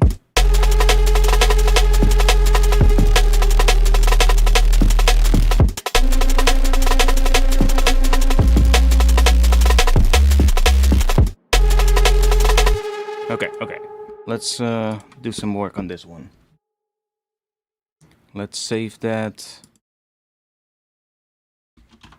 V2. And I need to piss. I'm sorry. You guys will just listen to this bit for a little moment.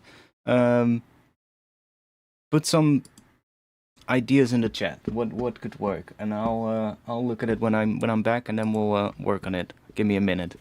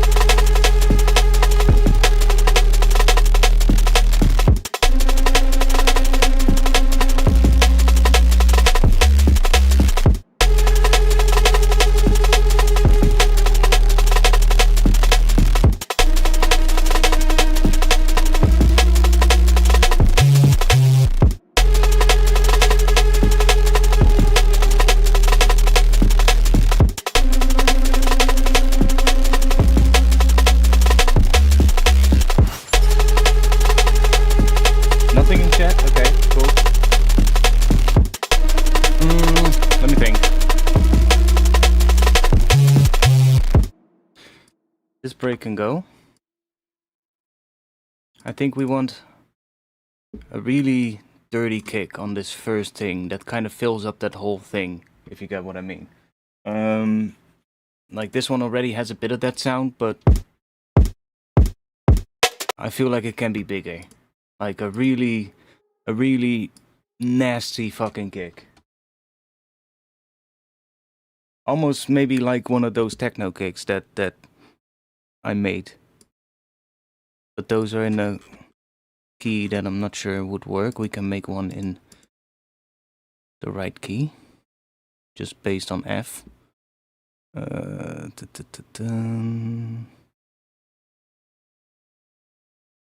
Maybe I have one.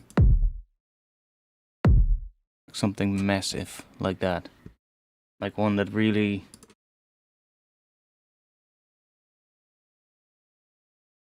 It's in C, but...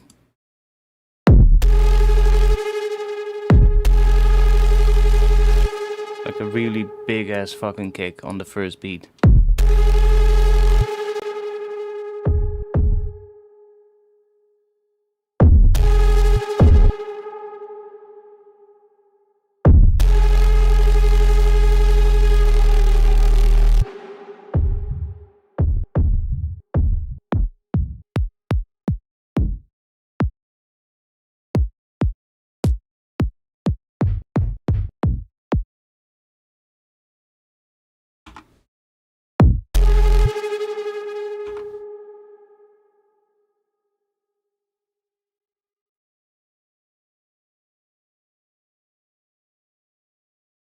A part B from the chord progression in the intro. Plus roller later, maybe a little reverb on the kick. Are you talking about this thing? Or are you talking about the previous project? The one with the chords that we had in there. I mean, I definitely probably want to mess with some atmosphere here, but I kind of want to make some good drums for this first.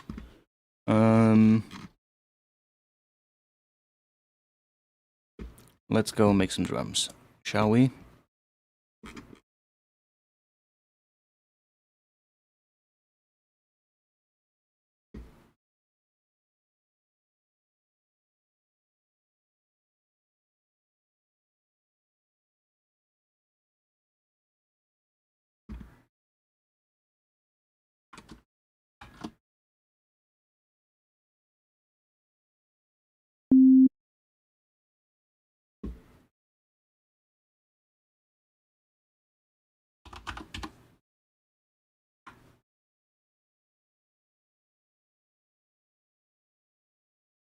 Might even have to make multiple, but definitely a kick in that gap. Might have to make two different kicks, one for when it's layered with the bass and one for without, that's just hitting on the downbeat. Because that one I feel I want to have a really dirty kick. So, let's see.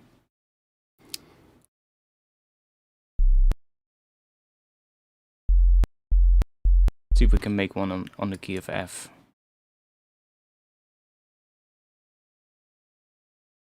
Or we could make it in the key of C.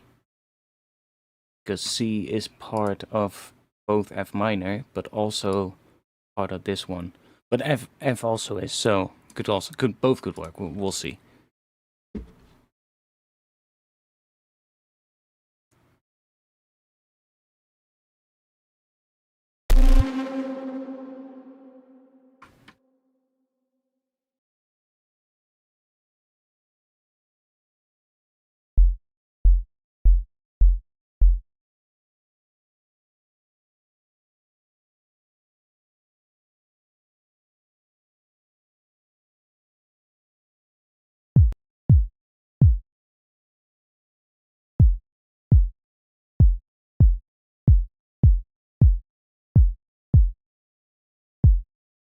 Start by making a little bit of a foundation for it.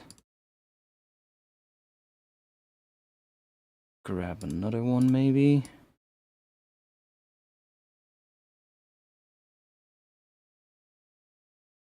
Put that on here.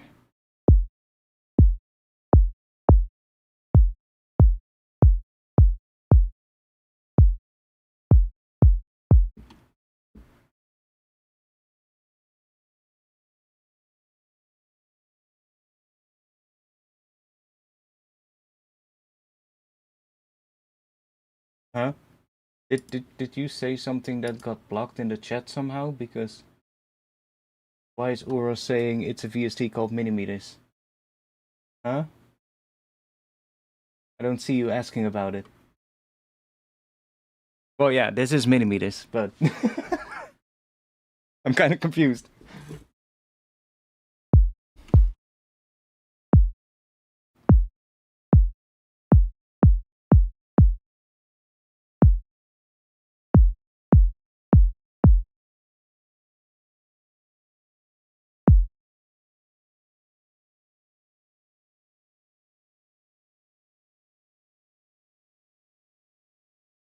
I really don't know. Okay.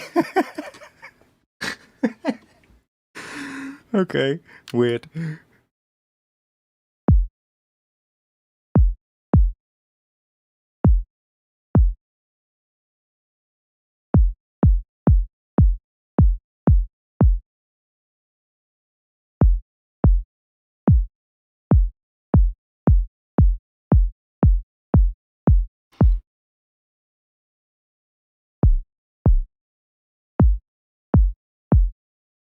Okay.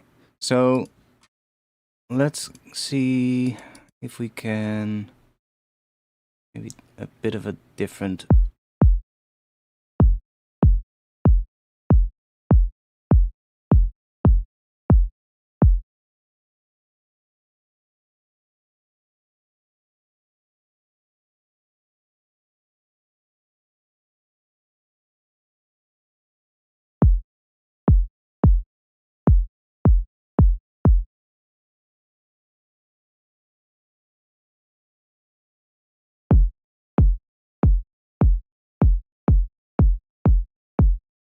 Okay, so one thing we have now in Serum, theoretically, it should be possible to make pretty dirty kicks now. There's plenty of ways how we can do that. We can mess with things using like some noise and using that to modulate something. So for instance, if we grab one of these, we could use the noise on something. So let's say maybe on the pitch, and it should already do something interesting.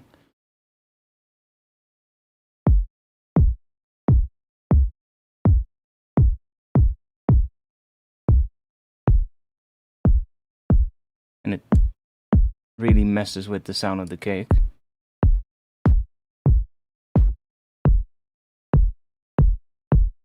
To give us a bit of a dirty kick, but let's see if we go. We have bus 1 here, so what if we send you into bus 1? So we just get a duplicate of it, and then here we grab the convolve.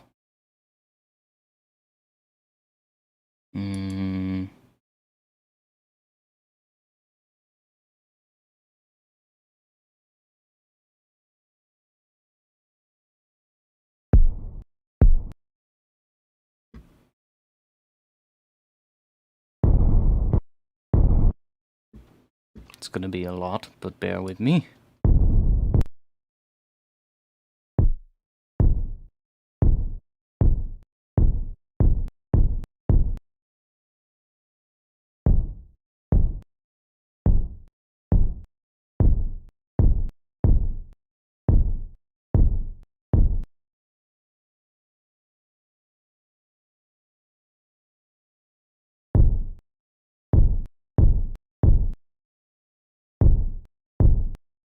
Maybe a little bit of width.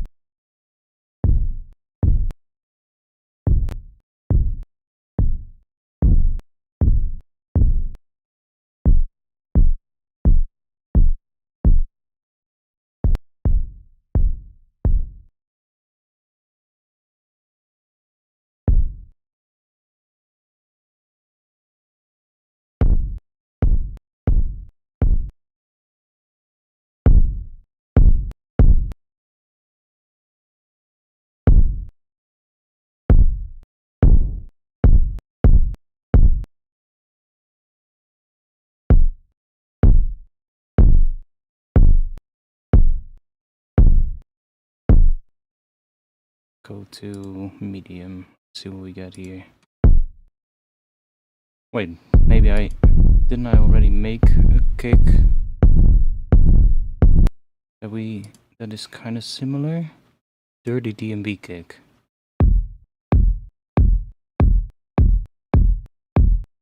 Kinda.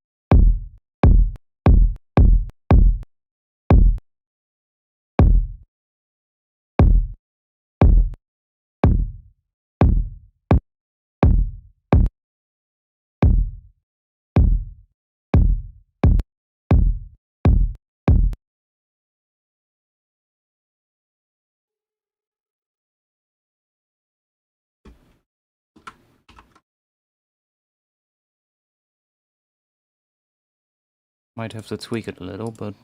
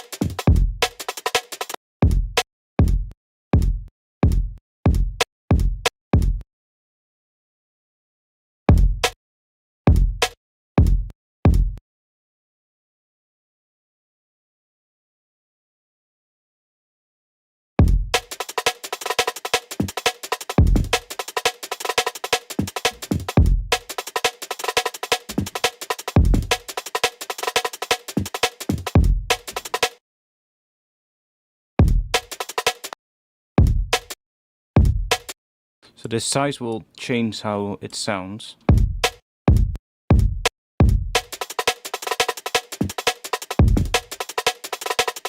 Kinda decent.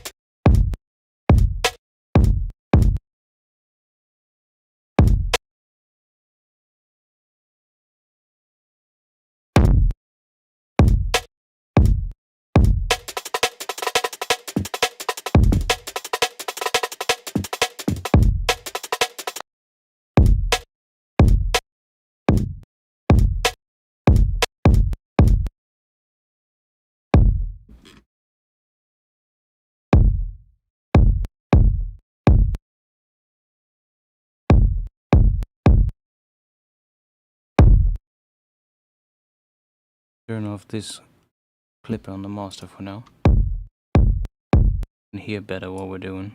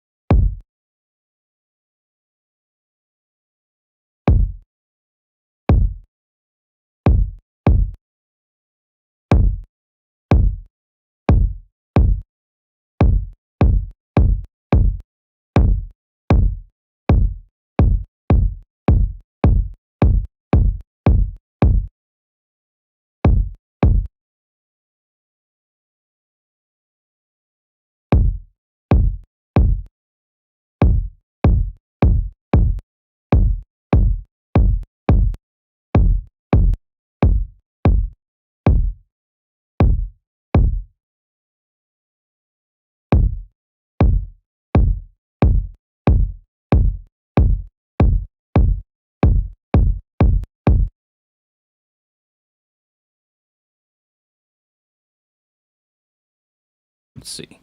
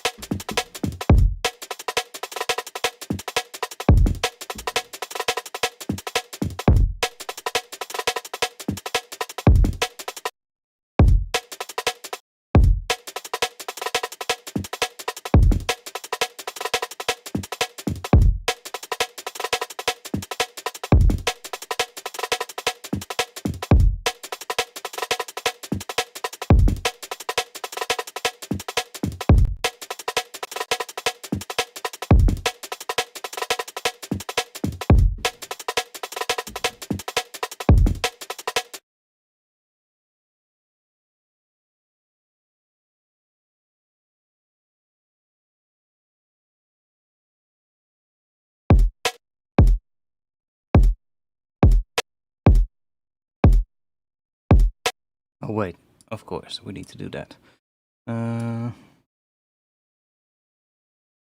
Do we have a different impulse that sounds nicer?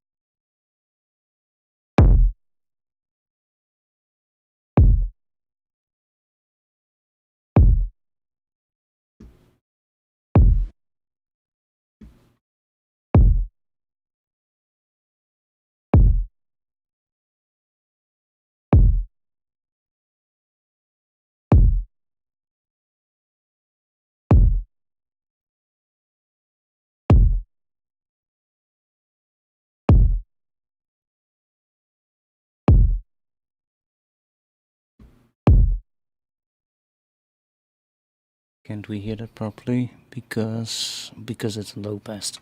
That's why.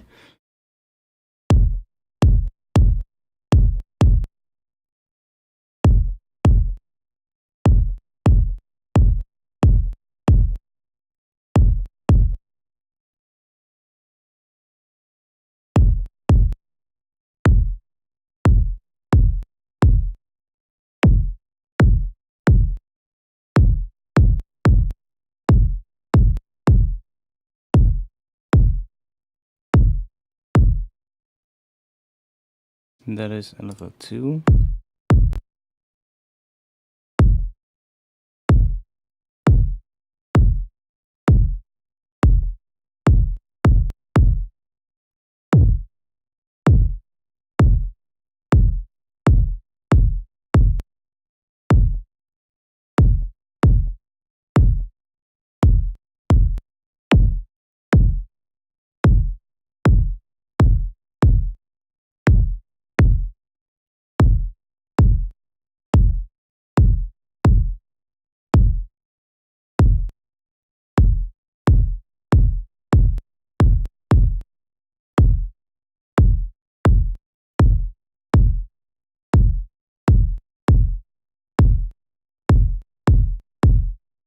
What's that connected to?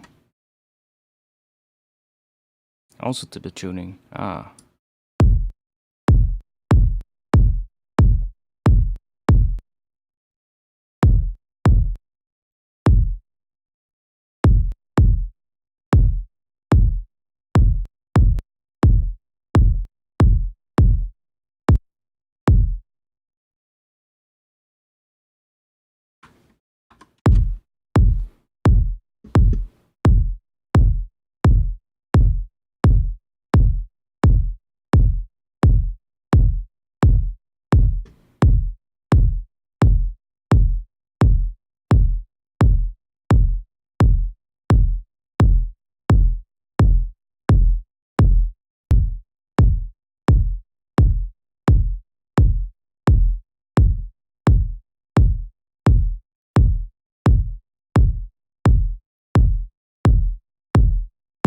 Making these types of kicks is such a rabbit hole. It's a lot of sort of like fine tuning to get it to sound right.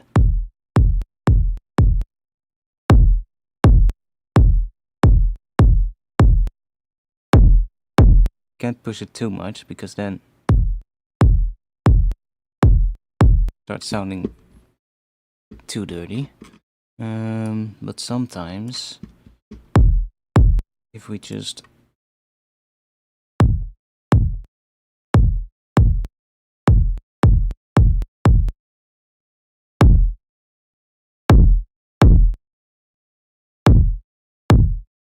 no, that doesn't work.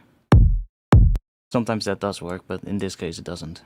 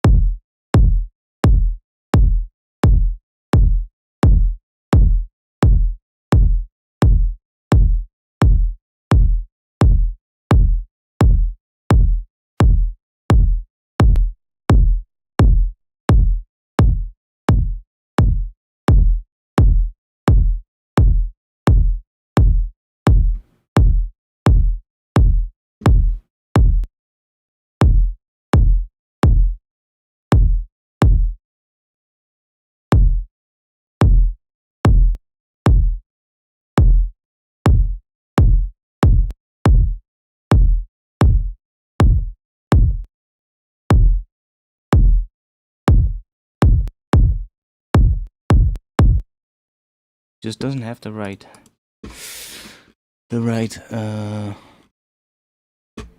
sound to it right now. Let's see. It's a little too long as well. See what happens if we put this in front of it.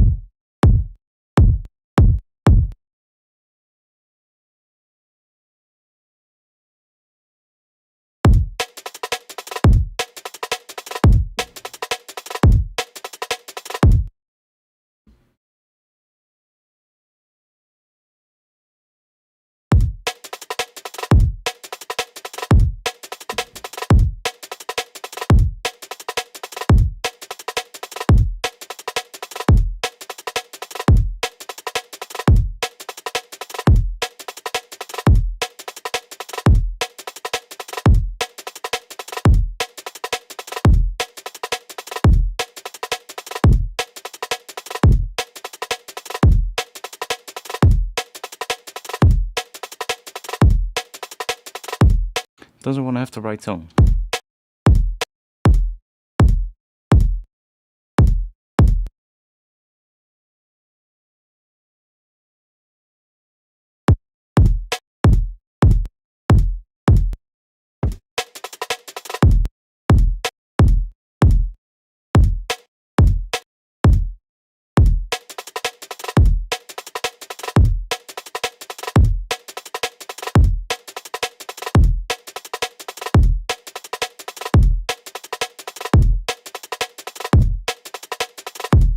I'm not sure why. Could it be because of this one?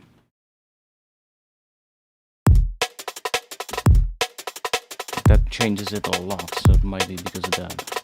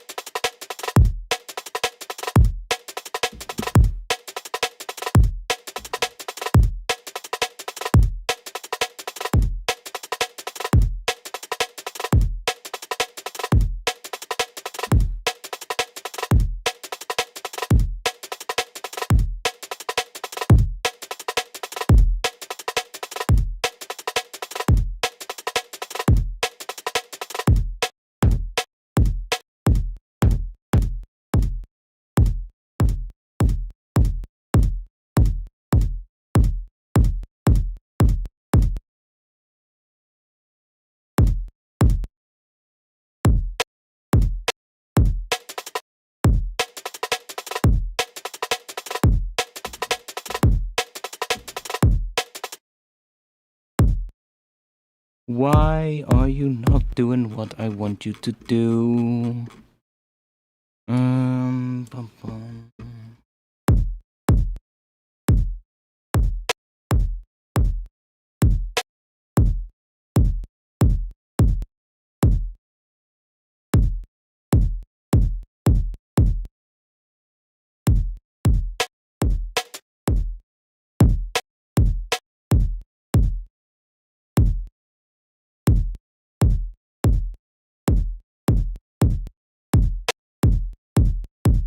What happens if we do a different pitch?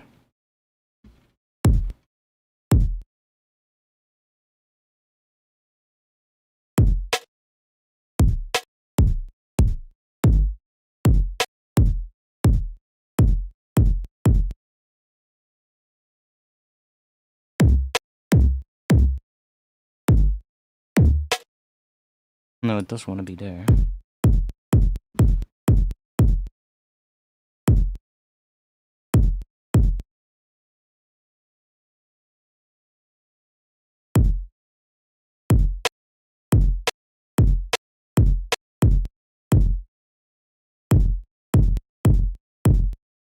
Is it relevant to clean a kick with Soothe? Not sure if the best way to do it would be with Soothe.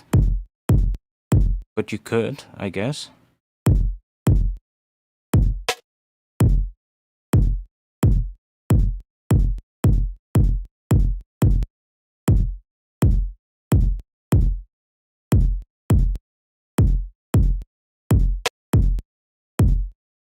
I'm just not getting the right sort of like sound from this right now. So what if we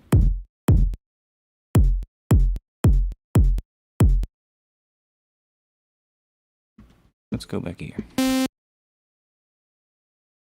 And let me get rid of this. We're gonna try a different convolution because I'm not getting the right sound from it. It just doesn't want to do it. So I'm gonna go back to the method I used to do, which is always with which was with the Ableton hybrid reverb. It kind of does the same thing, but for some reason I did get good results with that. Okay. Let's go to F. And let's set up a little bit of a kick shape. Try maybe different shape as well.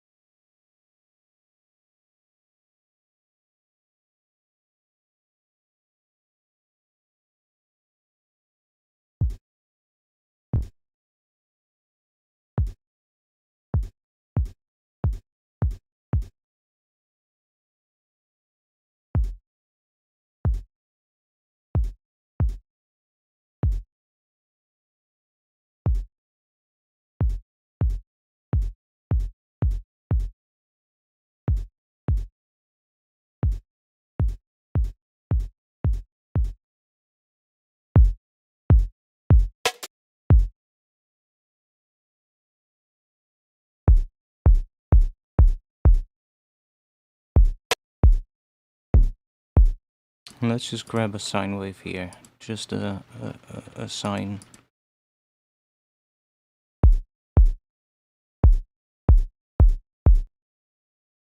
Just gonna try a different pitch real quick because I think F is gonna be too high for this kind of kick that I want. I think we want something more higher or lower in terms of the tail, but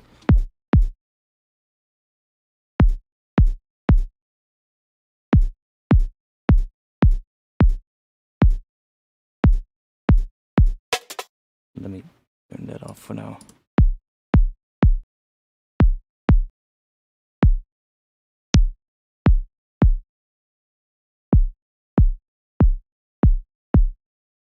Use that as a starting point.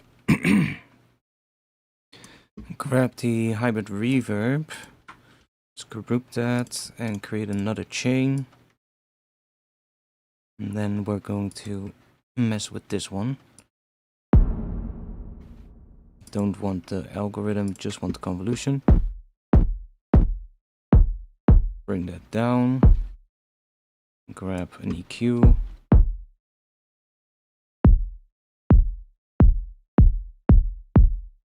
Now we can change the impulse here to get like something nice. And then we can shorten it with the decay here. And then the size will determine sort of like the tone of the impulse. Well, it kind of just stretches the impulse to be longer. Or shorter, of course. If we go up, we get a lower sort of like sound. If we go down, it becomes a bit higher.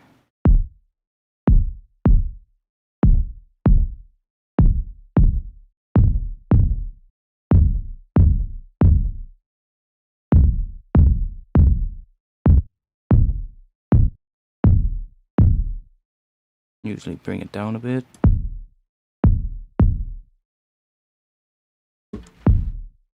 Could also try.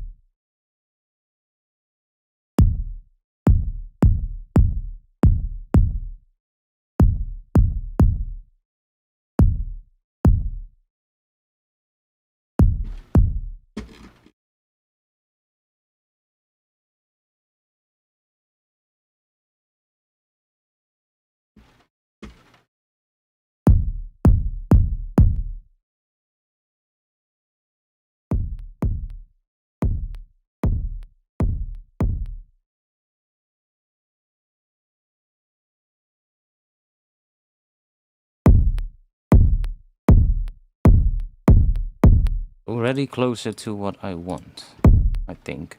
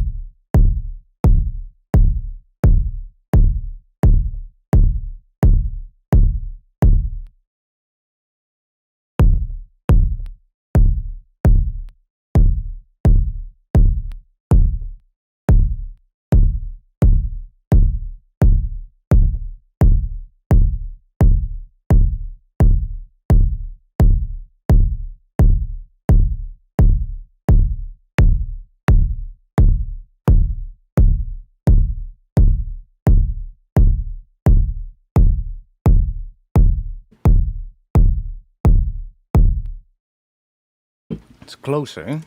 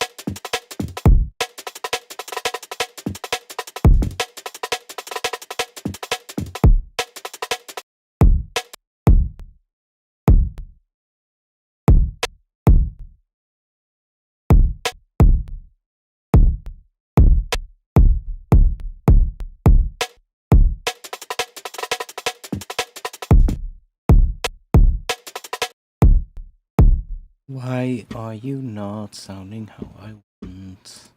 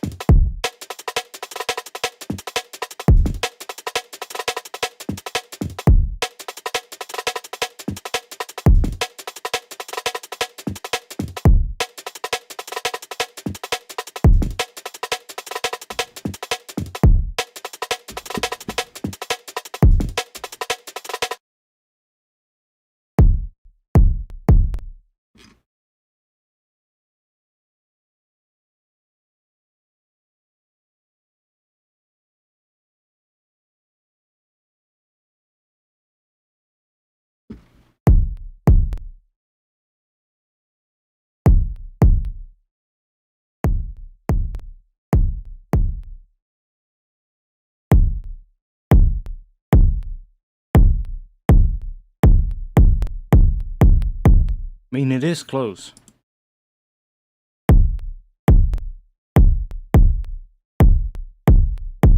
to what I want it to sound like, but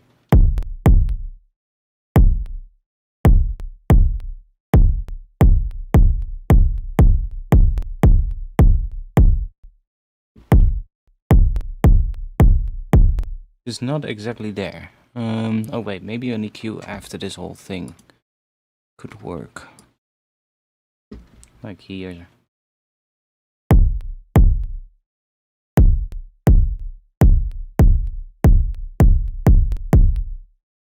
Bit less of that maybe.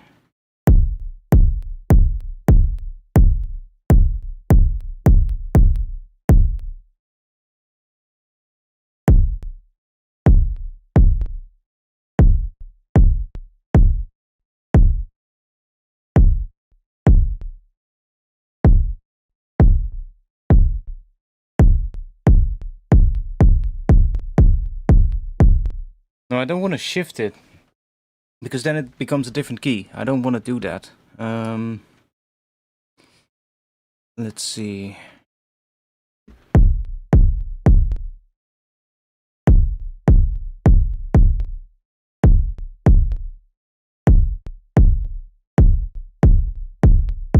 Wouldn't mind a little bit of width in it.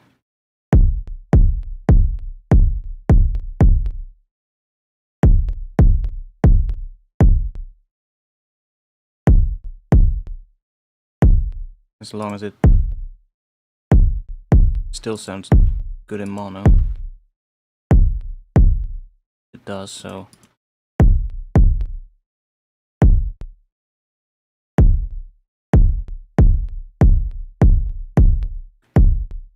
can actually get away with a lot.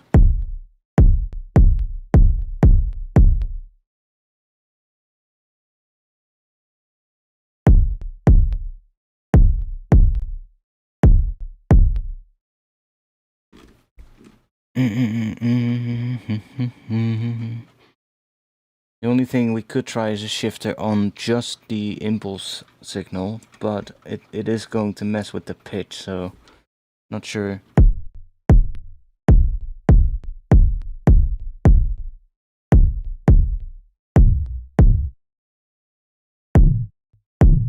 It changes the pitch of the reverb signal, which kind of isn't what we need.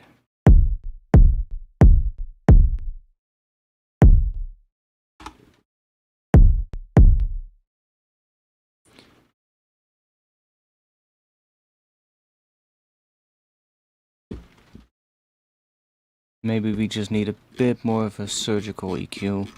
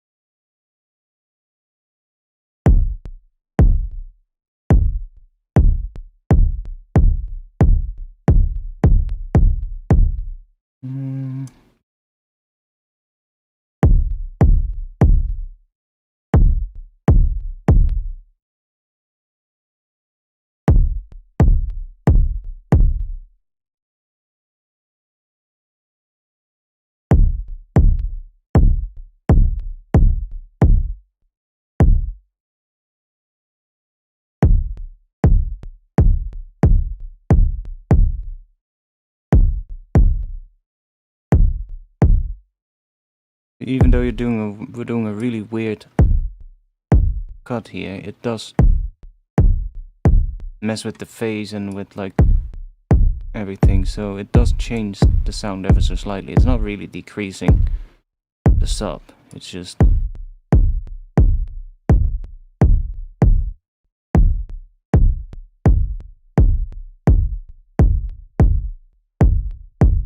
changing the response of whatever is after it ever so slightly.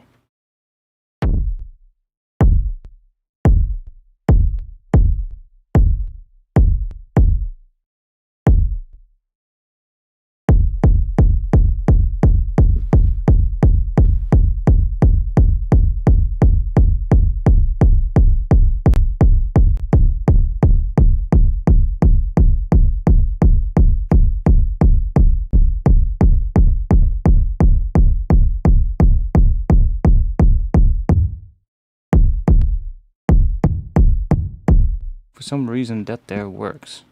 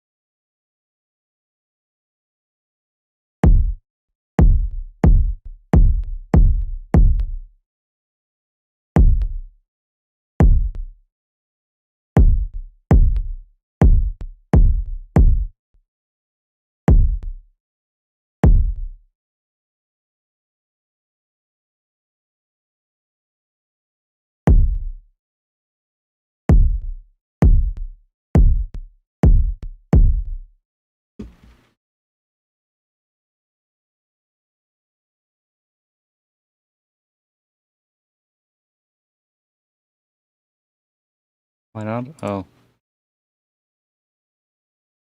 Can we do it now? For fuck's sake.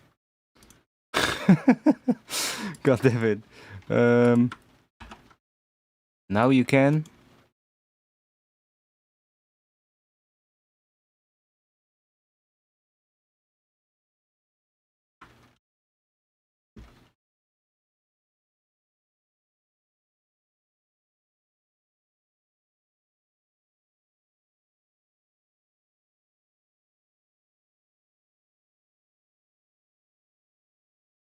Linear phase could matter. Usually when I'm doing drums, I don't really care about using linear phase because linear phase creates pre-ringing, and when you're making drums, that usually doesn't work well. Like, of course, never say never,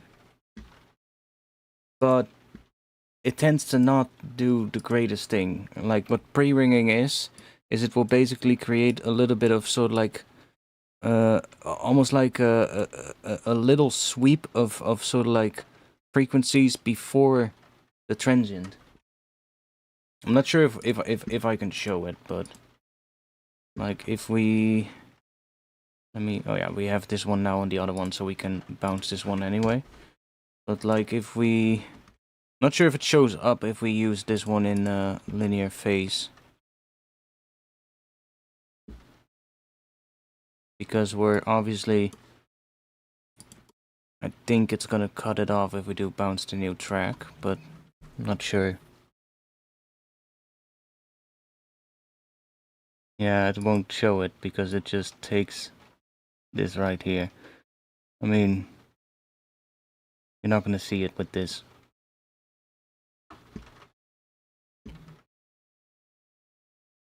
But I guess if I record it here, we might. It might also be too minimal of a change that we're doing. Yeah, it's not gonna show. But you can see how we're starting off center. See? It's not starting in the middle, whereas this one is.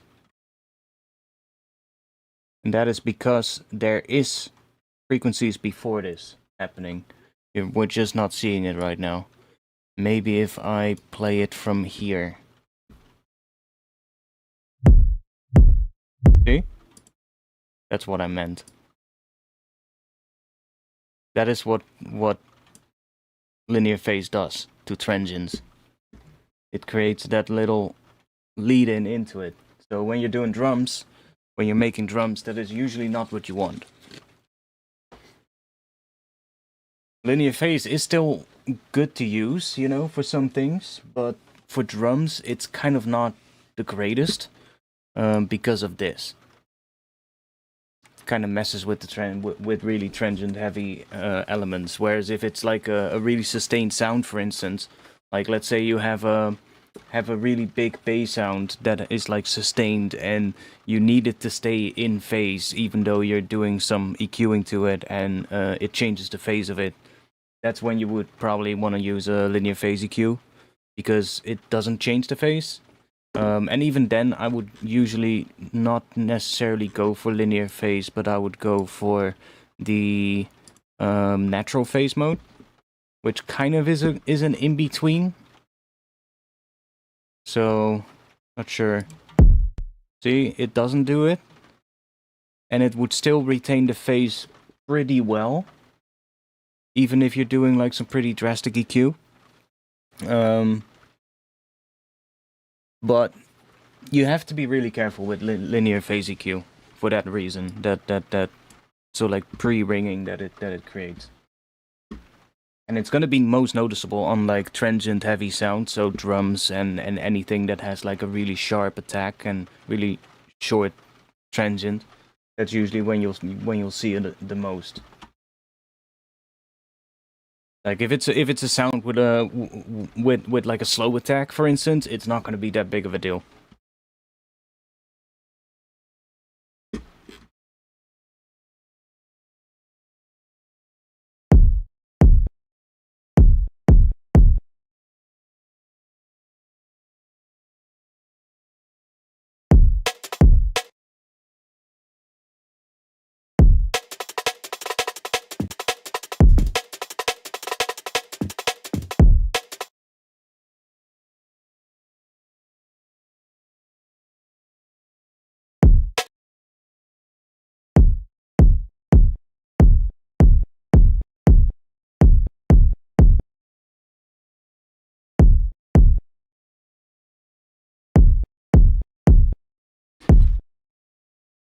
kind of close, but also at the same time it isn't.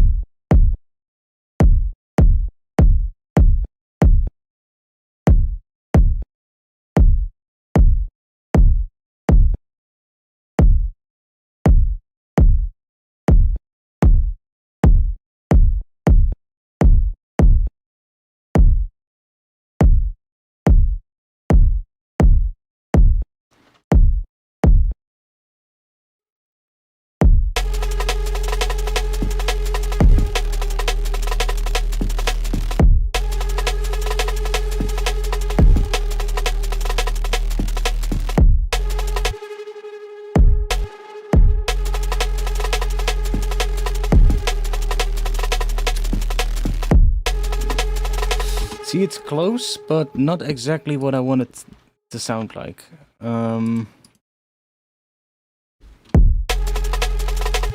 It's hard to describe this kind of kick sound that I'm looking for. It's kind of like you're kicking a massive box or something, you know? Just like a really dirty, messed up kick.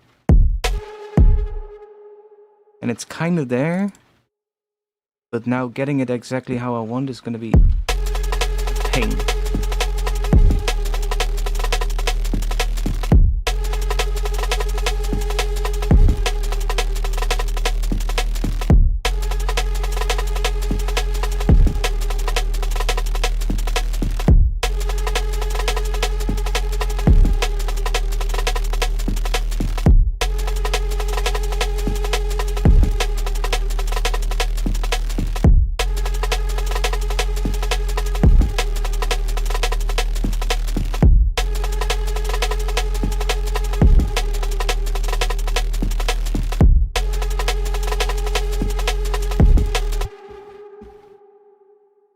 Yeah, exactly.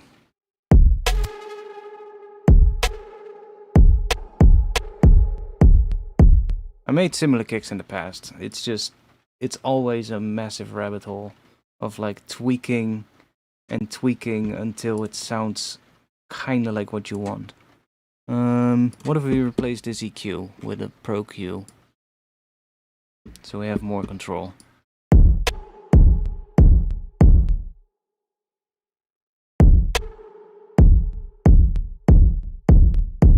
Might actually leave a little bit more mids in as well.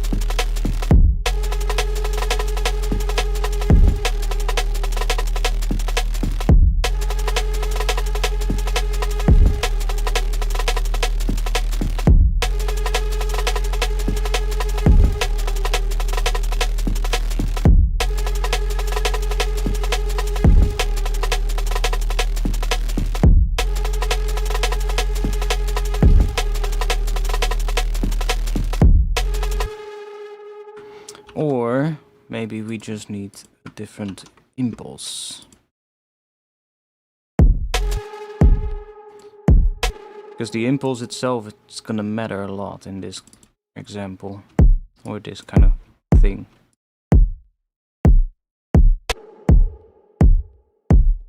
Oh, I do think we need to make it a bit bigger here. With the size, otherwise it's not gonna work. And some impulses you need to also bring the stereo down, because some have a bigger stereo field than others.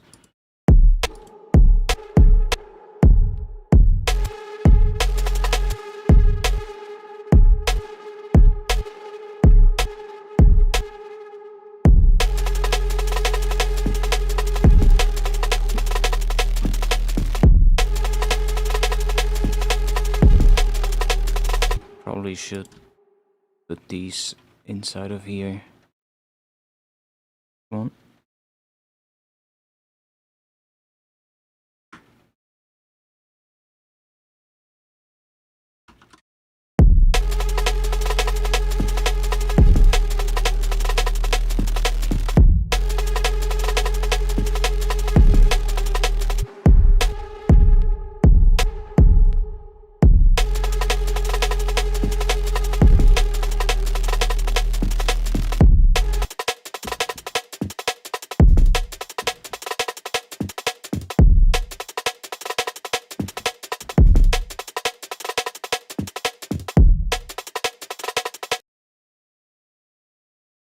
Go to mate for drums.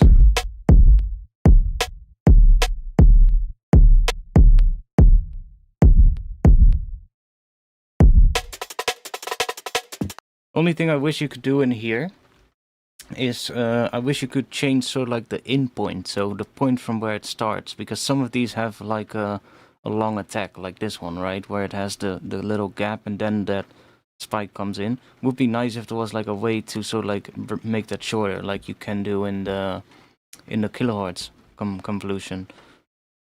You might say, why don't you use the kilohertz convolution then? But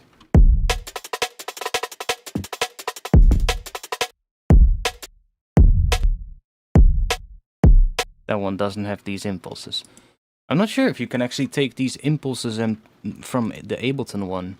Like if somebody can figure out where these are stored, that would be sick. Because I would love to have these impulses in like other convolution plugins.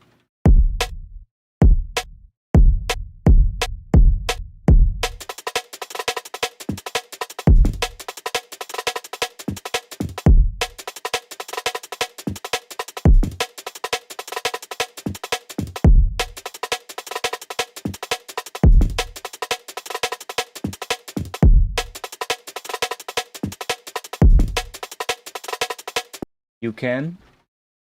Where are these stored? If you know where these are stored, these files, then that will be absolutely amazing.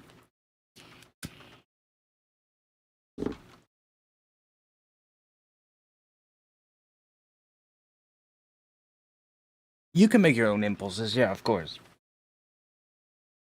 Of course you can. In fact, I have a whole bunch of my own impulse responses.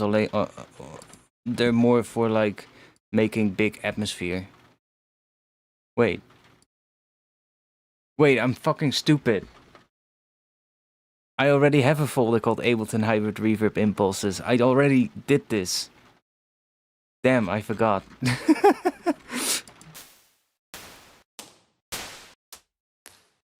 Well, that's good to remember.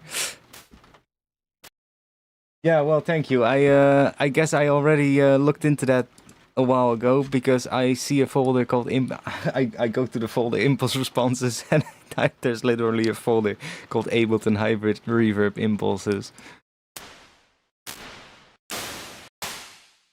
Wait, can you also add your own in there? Like add your own impulses within there? That would be sick. So that I have like get like more things here, except you know you have to user one, but would be nice to get like my own impulses in here as well. Might have to test it out someday.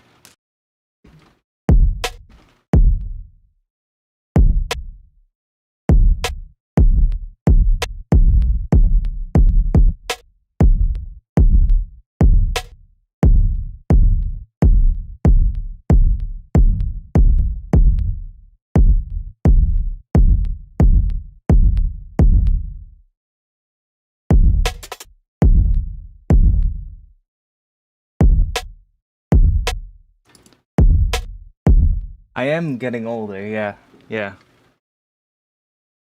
I didn't talk about it, but I actually had my birthday, when was it? Last week. On Wednesday.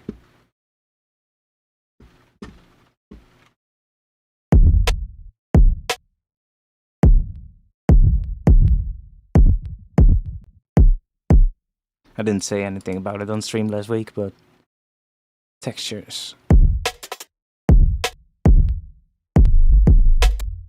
Damn, what the hell? This one sounds kind of cool as well.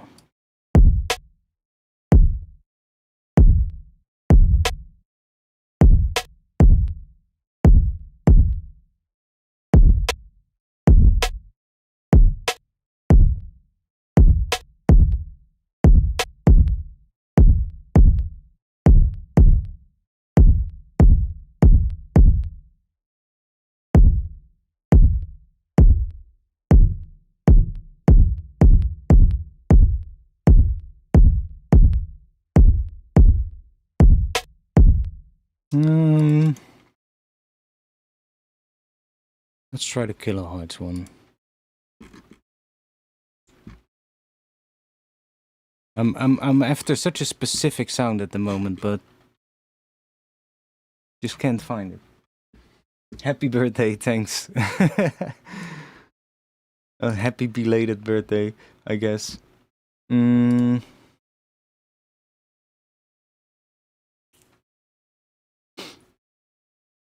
Yo, Angelite.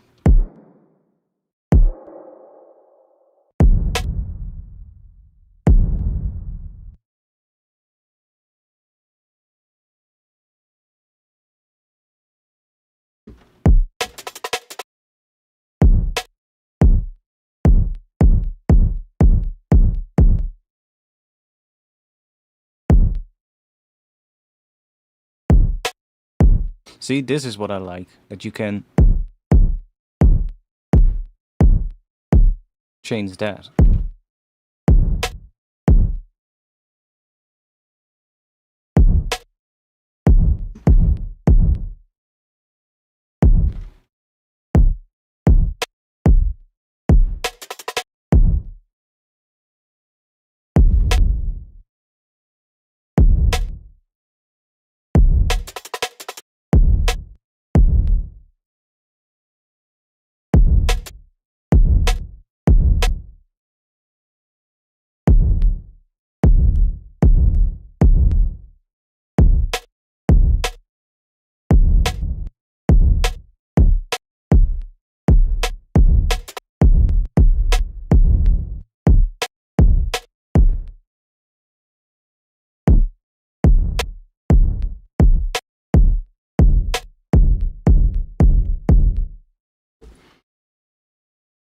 Angelite, I'm having a bit of a problem.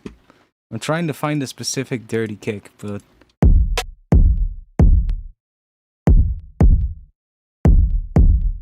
I still like this one more at this moment. I'm having a bit of an issue with finding it.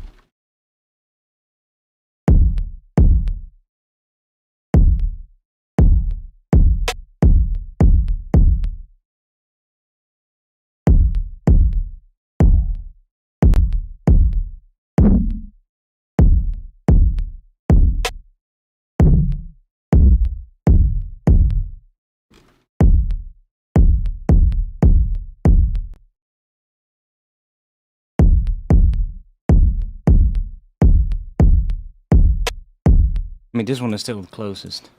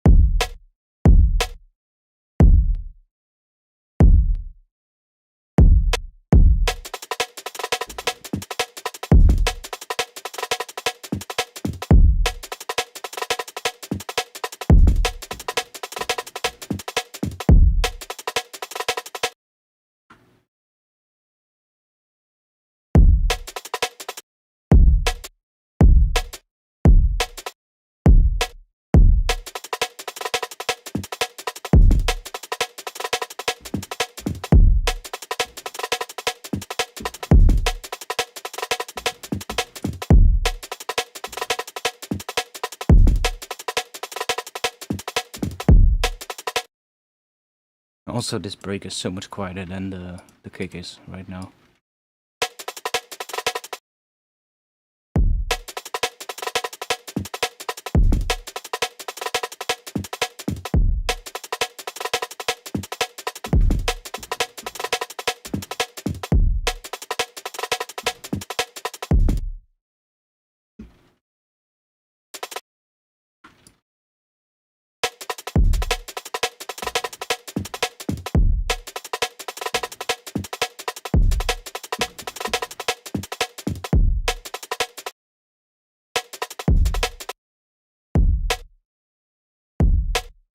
Like this one is really close, but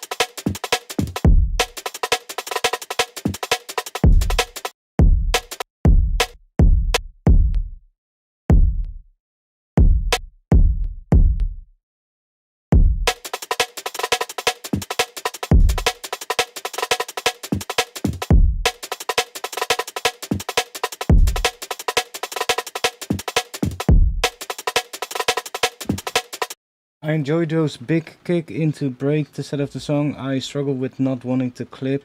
What is your advice for having power yet clarity control for a mix? It's kind of about, well, I mean, you with clipping, what do you mean? Like, do you mean clipping above 0 or do you mean using a clipper? In fact, let's try and chuck on where are you? This one.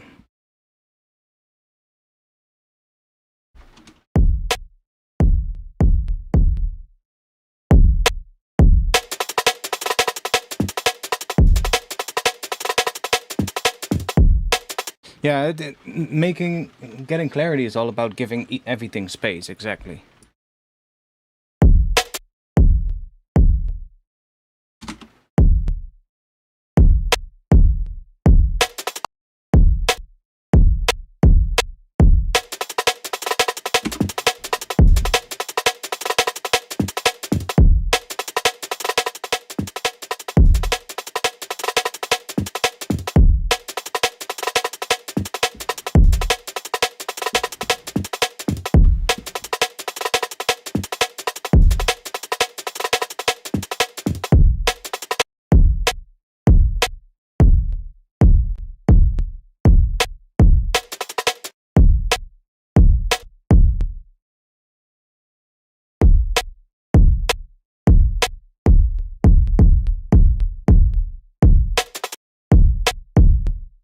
Does that even? Yeah, definitely. It still does something.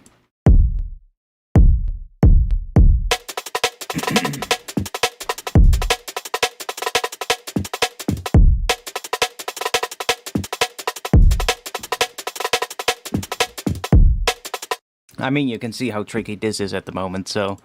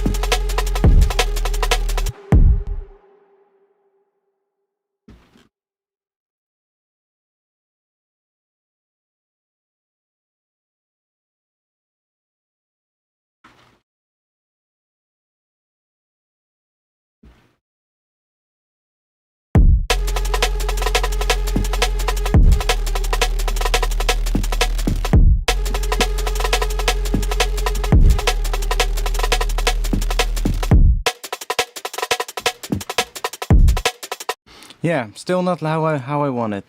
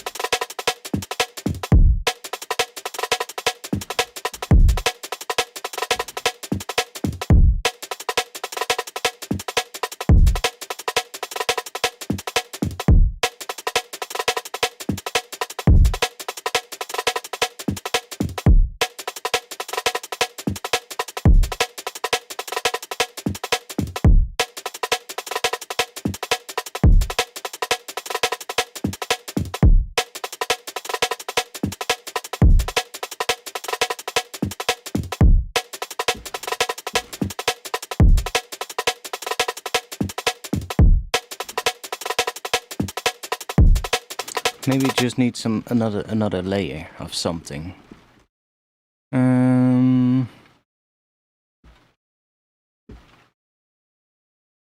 When in doubt, let's add a layer of addictive drums to it. Later a sub could work on this break. I mean, we have a bass here, or just like a start to something.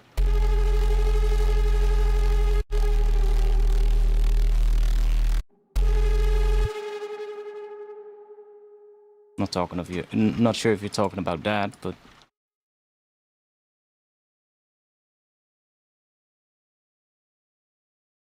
Bunshin made the massive kick in Dancing in the Dark using pink noise and a lot of distortion. Interesting. Interesting. I guess that can work, yeah. Like using like an acoustic kick can also work to layer it in there and get a similar kind of thing. Let me put a pitch device in front of here.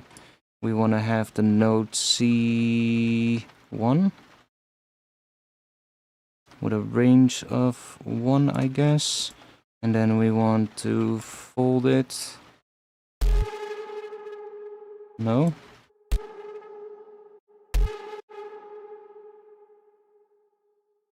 Oh yeah, it is working.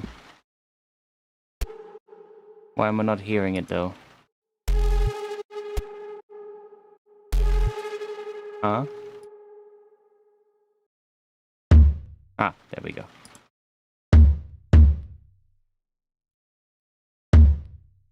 Yeah, I like this tone of the bass. So like lead with another bass underneath it. I'm not entirely sure about this bass yet. It needs a little bit of work, but I like this.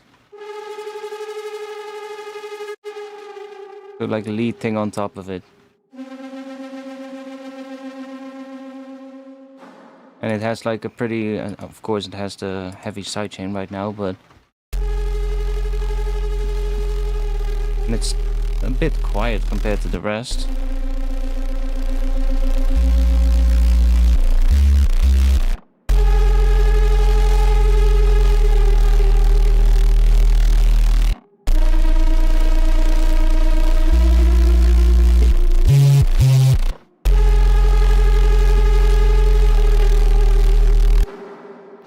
Kind of a nice thing to do, having like this higher thing laid with a bass. Give it like some kind of a it's basically a harmony that it's doing, because the bass is playing F here and that higher note is playing a G sharp, so you get a minor third.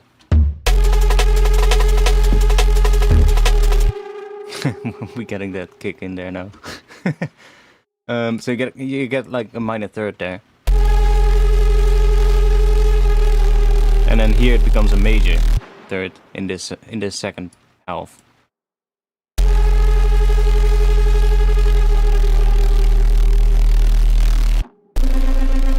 And here it's like what, a second, I believe?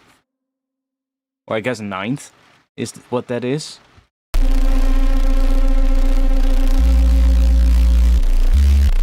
Because it's 2 semitones above the bass note. And then here we get a D sharp over A sharp. That's a fourth. Not sure why that works, but I mean it works. There is a pitch bend on the top layer, yeah, there is. Like it bends somewhere here with the MPE. It bends right there.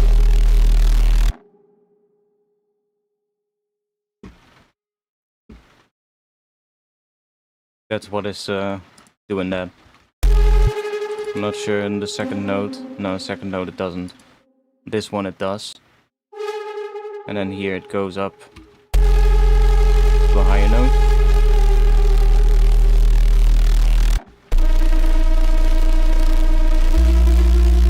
I guess it goes up to the fifth here. Just the bass note underneath it is an A sharp or B flat, so.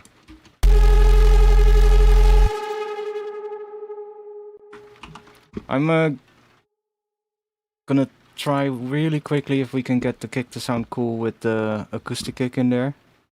But I also wanna go and have a little look at the chords that we have in this. So we need a roomy kick. Play. Why are you not playing? Because this is turned off.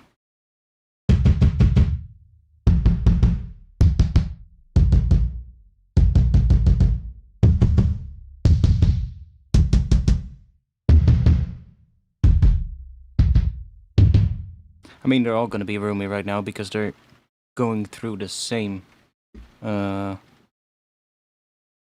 processing. Let's grab this.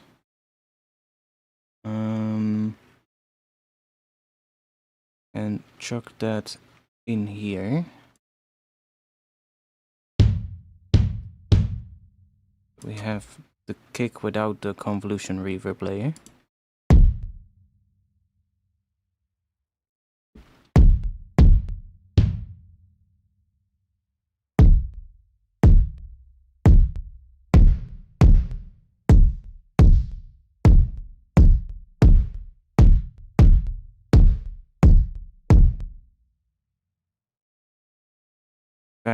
Let's grab. We'll leave the Saturn here.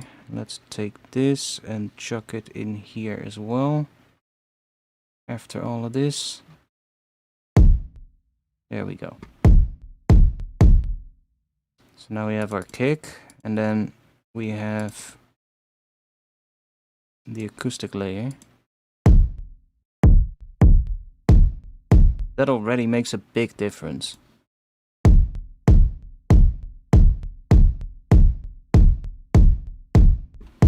Like, this is what we had. And now we get this. That already is a lot more like what I want it to be, actually. I think Addictive Drums was the right move. We just lacked a little extra layer. So now it's just a matter of like finding the cool one that we want. This one kind of works.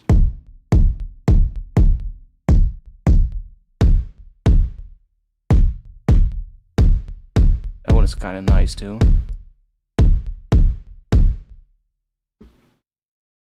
Yeah, I know. You have the, well, you don't have close. You kind of have the beater side and the front side of the drum.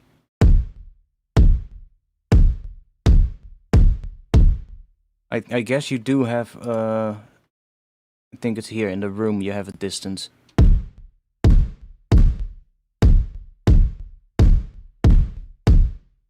But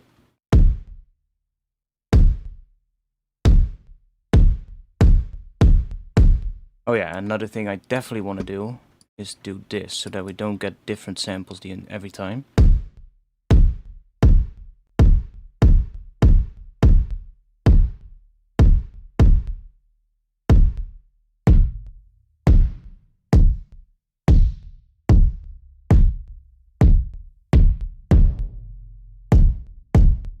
Kind of like that one.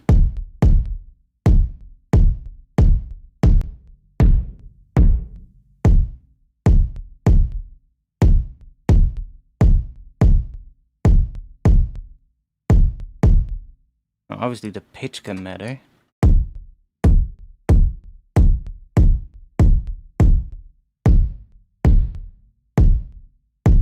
There's so many variables with a sound like this. It's just, you know, there's so much things you can. The second one from the left, you mean the Pearl reference? I like the Pearl reference kick a lot. I use this one quite a lot in Addictive Drums.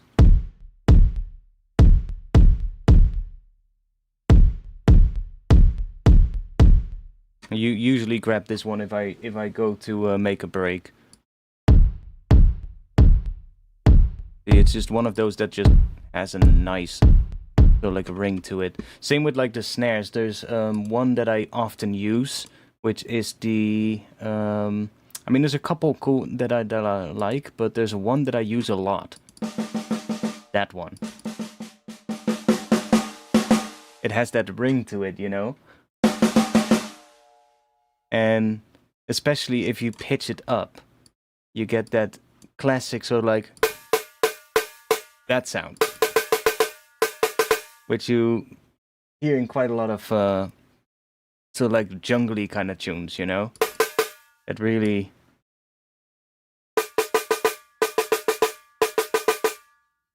And it's the one of the only ones that has that kind of ring to it. Like most of them don't. See, they all sound rather dull compared to that one, you know? Monroe uses this one a lot. I love this one. It's just, it's such a good snare.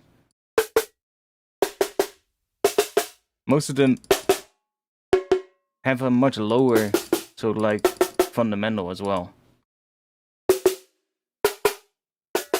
This one is kind of nice. It has a nice bit of a ring in it as well, but it's much shorter, you know? It's much... The Sonar one works really well if you distort it as well, because it really brings out that long tail. Can make pen snares with this one a lot as well, because it has that sort of like that long tail to it, which a lot of the other ones don't. Or sometimes they do, but then it's just much lower. There's only a couple other ones here. These piccolo ones, they're also kind of cool. But like that one is a piccolo snare, but it's much lower, right? And if you pitch it up, it becomes a lot shorter as well. So it kind of loses the tail a lot. Same with that one. That one kind of cool, but there's only a few that have that metallic ring in the tail.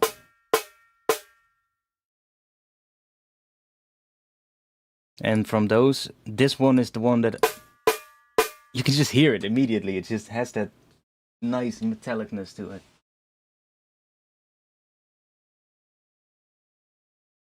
The tail thing next to the snare pitch might make it nice if boosted instead of trimmed. What? What are you talking about?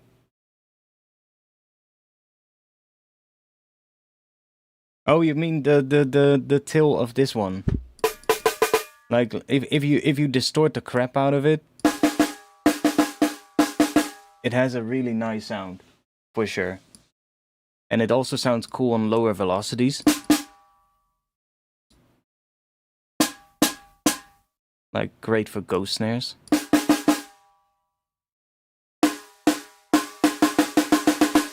But yeah, that's definitely the one that I usually gravitate towards.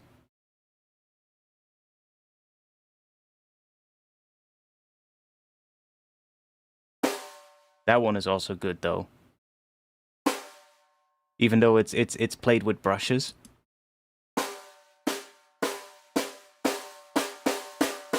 That one is also kind of nice.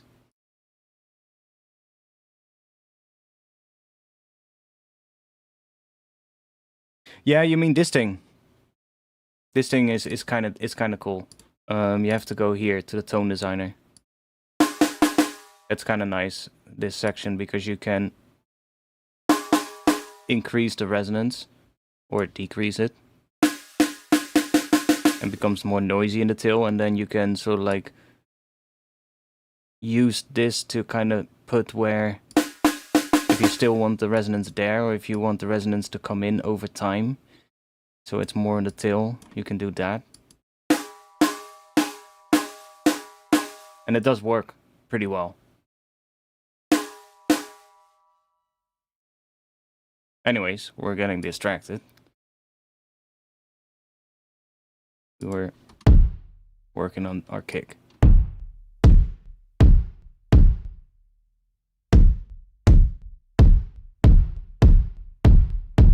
I think I like this one the most.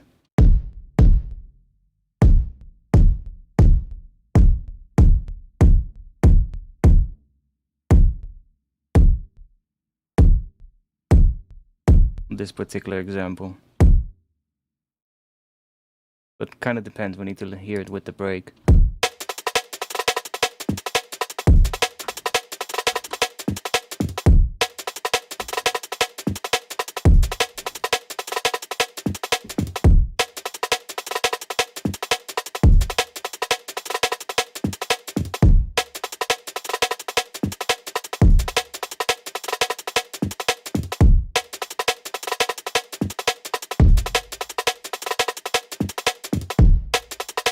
Kicks don't have that option, I believe. Oh, they do? Ah, interesting. Didn't know that. I thought they didn't have that. So what does that do?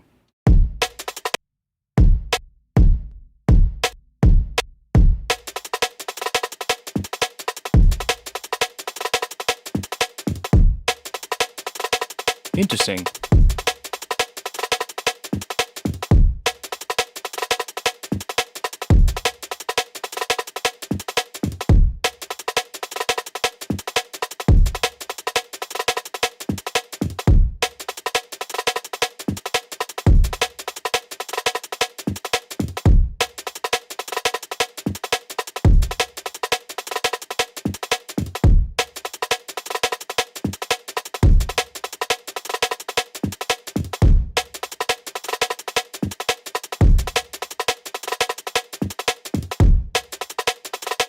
Now we do want to be careful with this because this kick probably is gonna sound different in mono.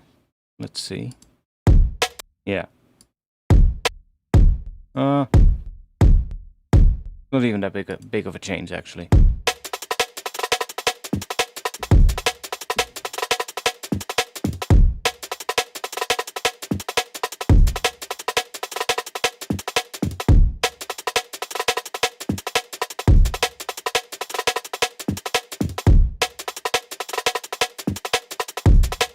Yeah, it sounds decent actually.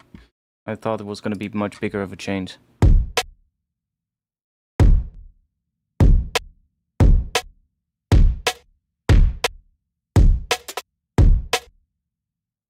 Now it will make a bigger change as soon as we start boosting the hell out of this here, of the room reverbs. Because that's where a lot of the width is coming from.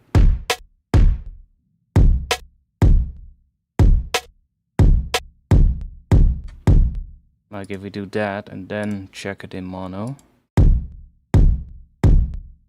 Oh, it's still pretty decent. Okay, probably because we have like all the processing already and shit. It still somehow works.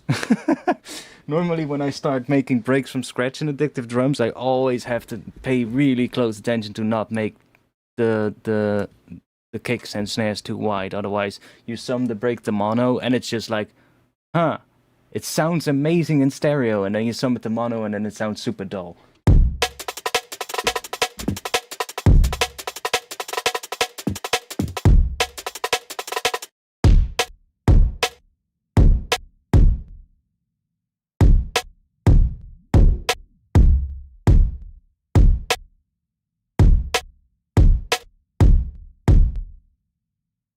Happens if we boost here.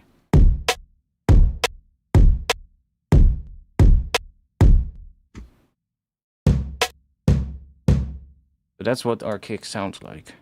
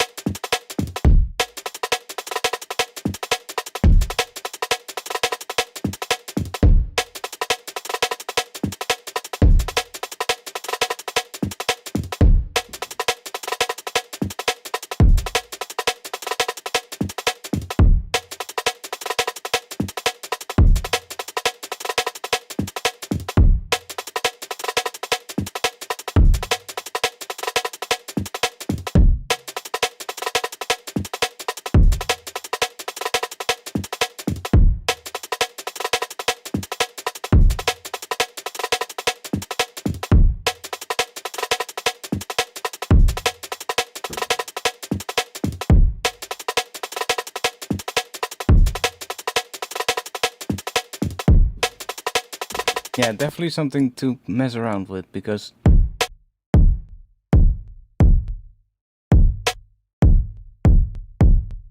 even at like low velocities it could work.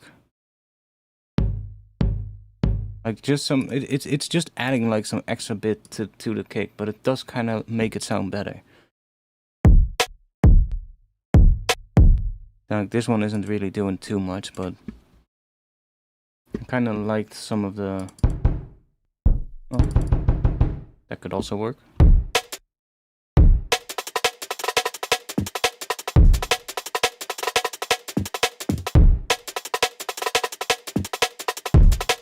Depending on the pitch.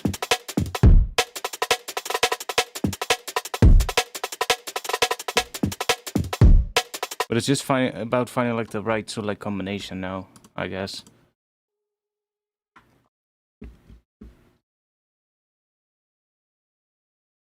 So let's see. We're gonna end the stream soon because it's almost 2 AM here.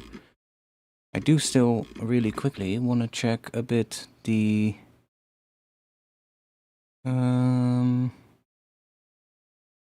Yeah, sure, we'll grab this one. Because I really did not pay close attention to the chords of what the bass is doing. But I just made it, basically just made it to whatever sounded cool. Kind of getting that. To...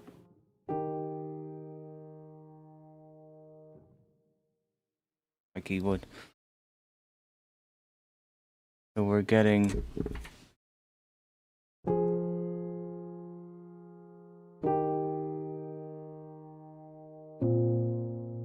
It's actually nice.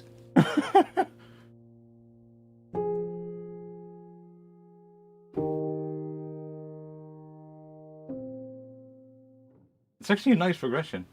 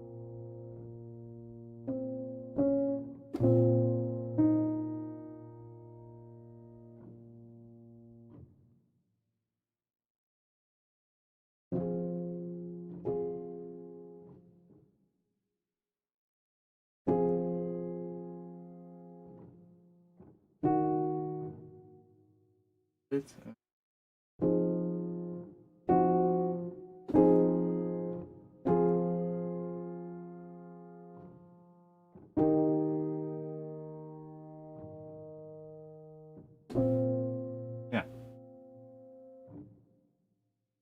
What I noticed with drum bass, fewer notes, better sounding. I don't know why. It kind of depends. Kind of depends, but generally speaking, yes. Like sometimes even just like 2 notes, like that for instance, which is just F and G sharp, you know, is all you need for like the full chord. You don't have to go play like the fifth. Like you can make it as crazy as you want, of course, but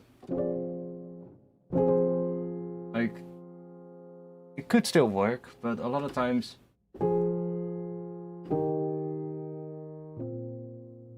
like that's literally just chords that are only 2 notes.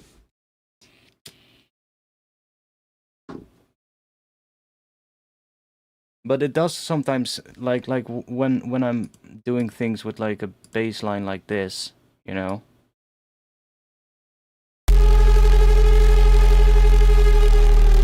It can be nice to have like the different notes of a chord be played by layers, if you get what I mean.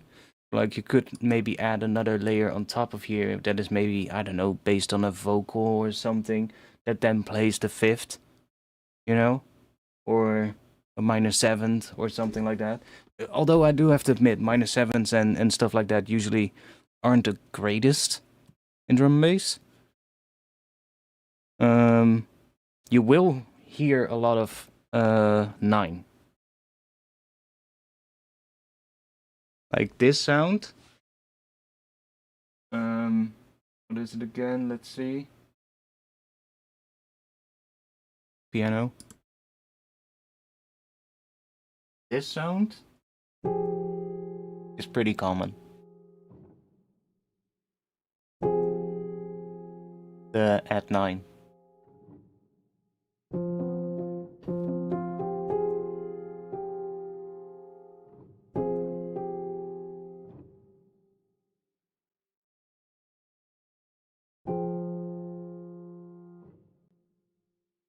But that's pretty common with like pads. If you have like a pad, so let's say we'll just open up a serum and give this a shit ton of voices. Just do that so it's not as ear piercing.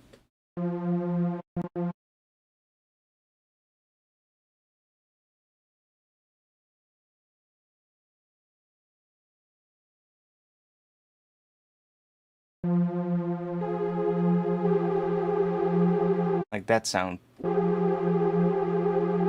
That's classic drum and bass. You hear that so often.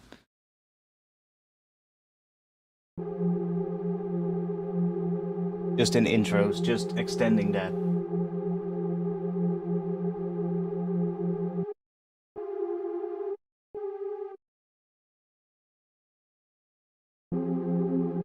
But then when we want to add the fifth, it's already too much, right? I would rather just leave it like that.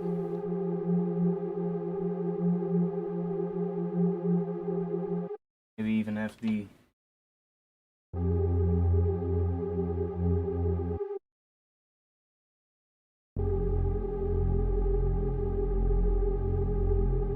See, just that at 9 sound, you hear that in a lot of old school drum and bass. Like all the drum and bass tracks use that a lot in the intros. But it also works, you know, it sounds amazing.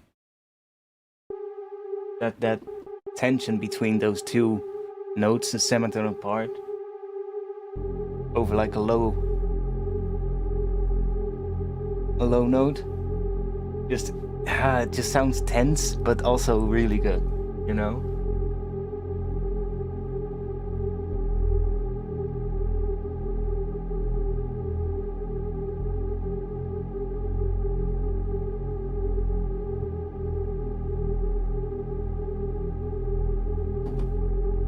Just that alone already is like a drum bass intro kind of sound.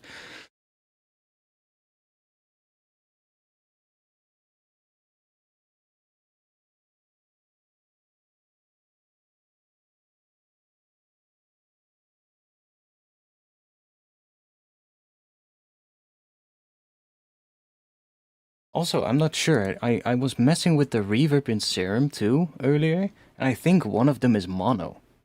I might be wrong, but... Like that one is stereo, but one of these I think is mono. Was it this one? Yeah. See, this is a mono reverb. I was messing with it earlier. I was just using some reverb in Serum, and so I was like, huh? Okay.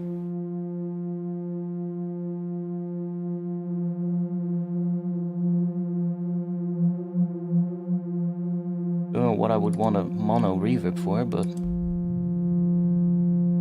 this one is weird. Yeah, I'm not sure if it's intended or if it's like a bug.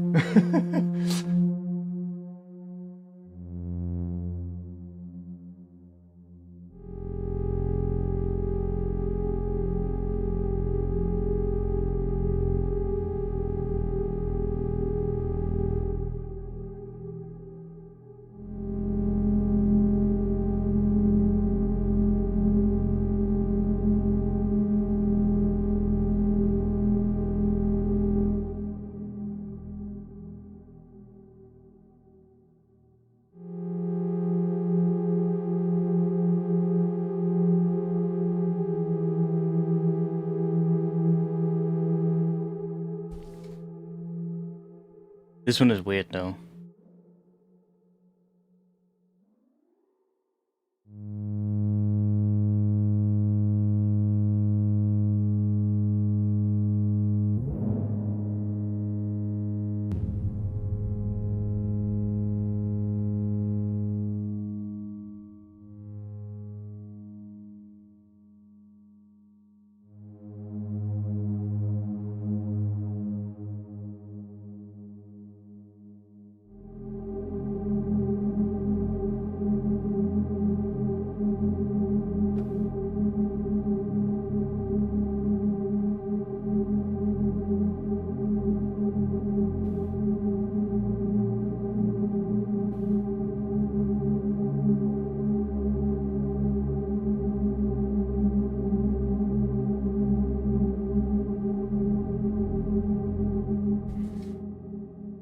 Generally not the biggest fan of the reverbs in here, to be honest. I would rather just go and grab like my own reverbs because they do tend to sound better. Like they're not Valhalla reverbs, you know?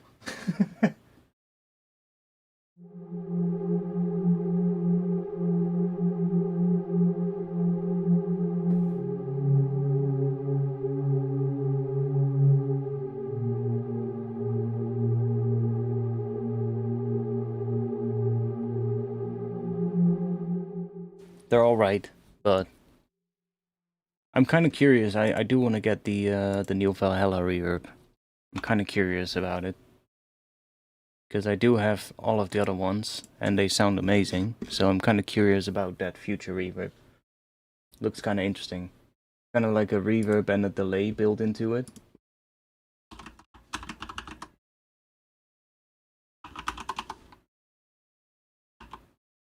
What is it called? Future verb or something? Yeah.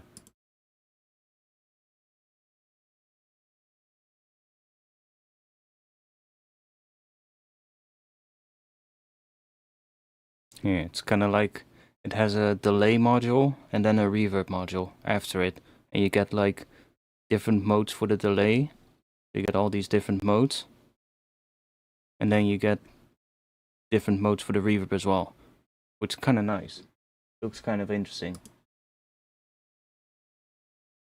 Although I wonder if these these are, I think, similar to the ones that are already in Vintage Verb. Although Space, Frozen, those two are new. Non-linear is in Vintage Verb as well, I believe.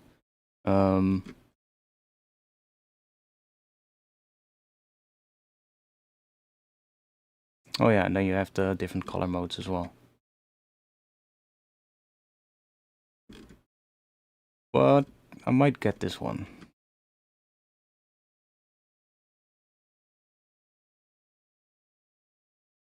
You never have too many reverbs, right? Anyways, I'm gonna call it quits for tonight. I'm gonna spend some time messing with this kick and the addictive drums layer, because I do think that that is the way to go. And I'll be back next week. So join the Discord if you're still in the chat. I know Angelite, you are already in there, but I don't know, maybe somebody is still lurking. If you are, come join the Discord and we'll continue the chat there.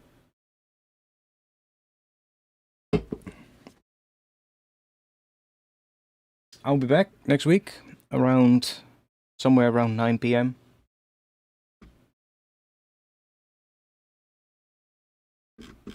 And I'll see what we'll work on next week. I'm not sure yet. Maybe if I've worked a bit on this one and it actually turns into something cool, we can work on that and turn it into a nicer, longer track. Because right now it's just a little clip, but hey.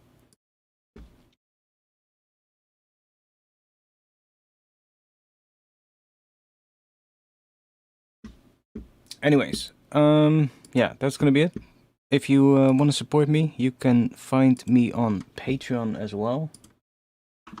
I'll drop the link to that in the chat too. And I'll see y'all next week. Peace. Holy shit, that is loud.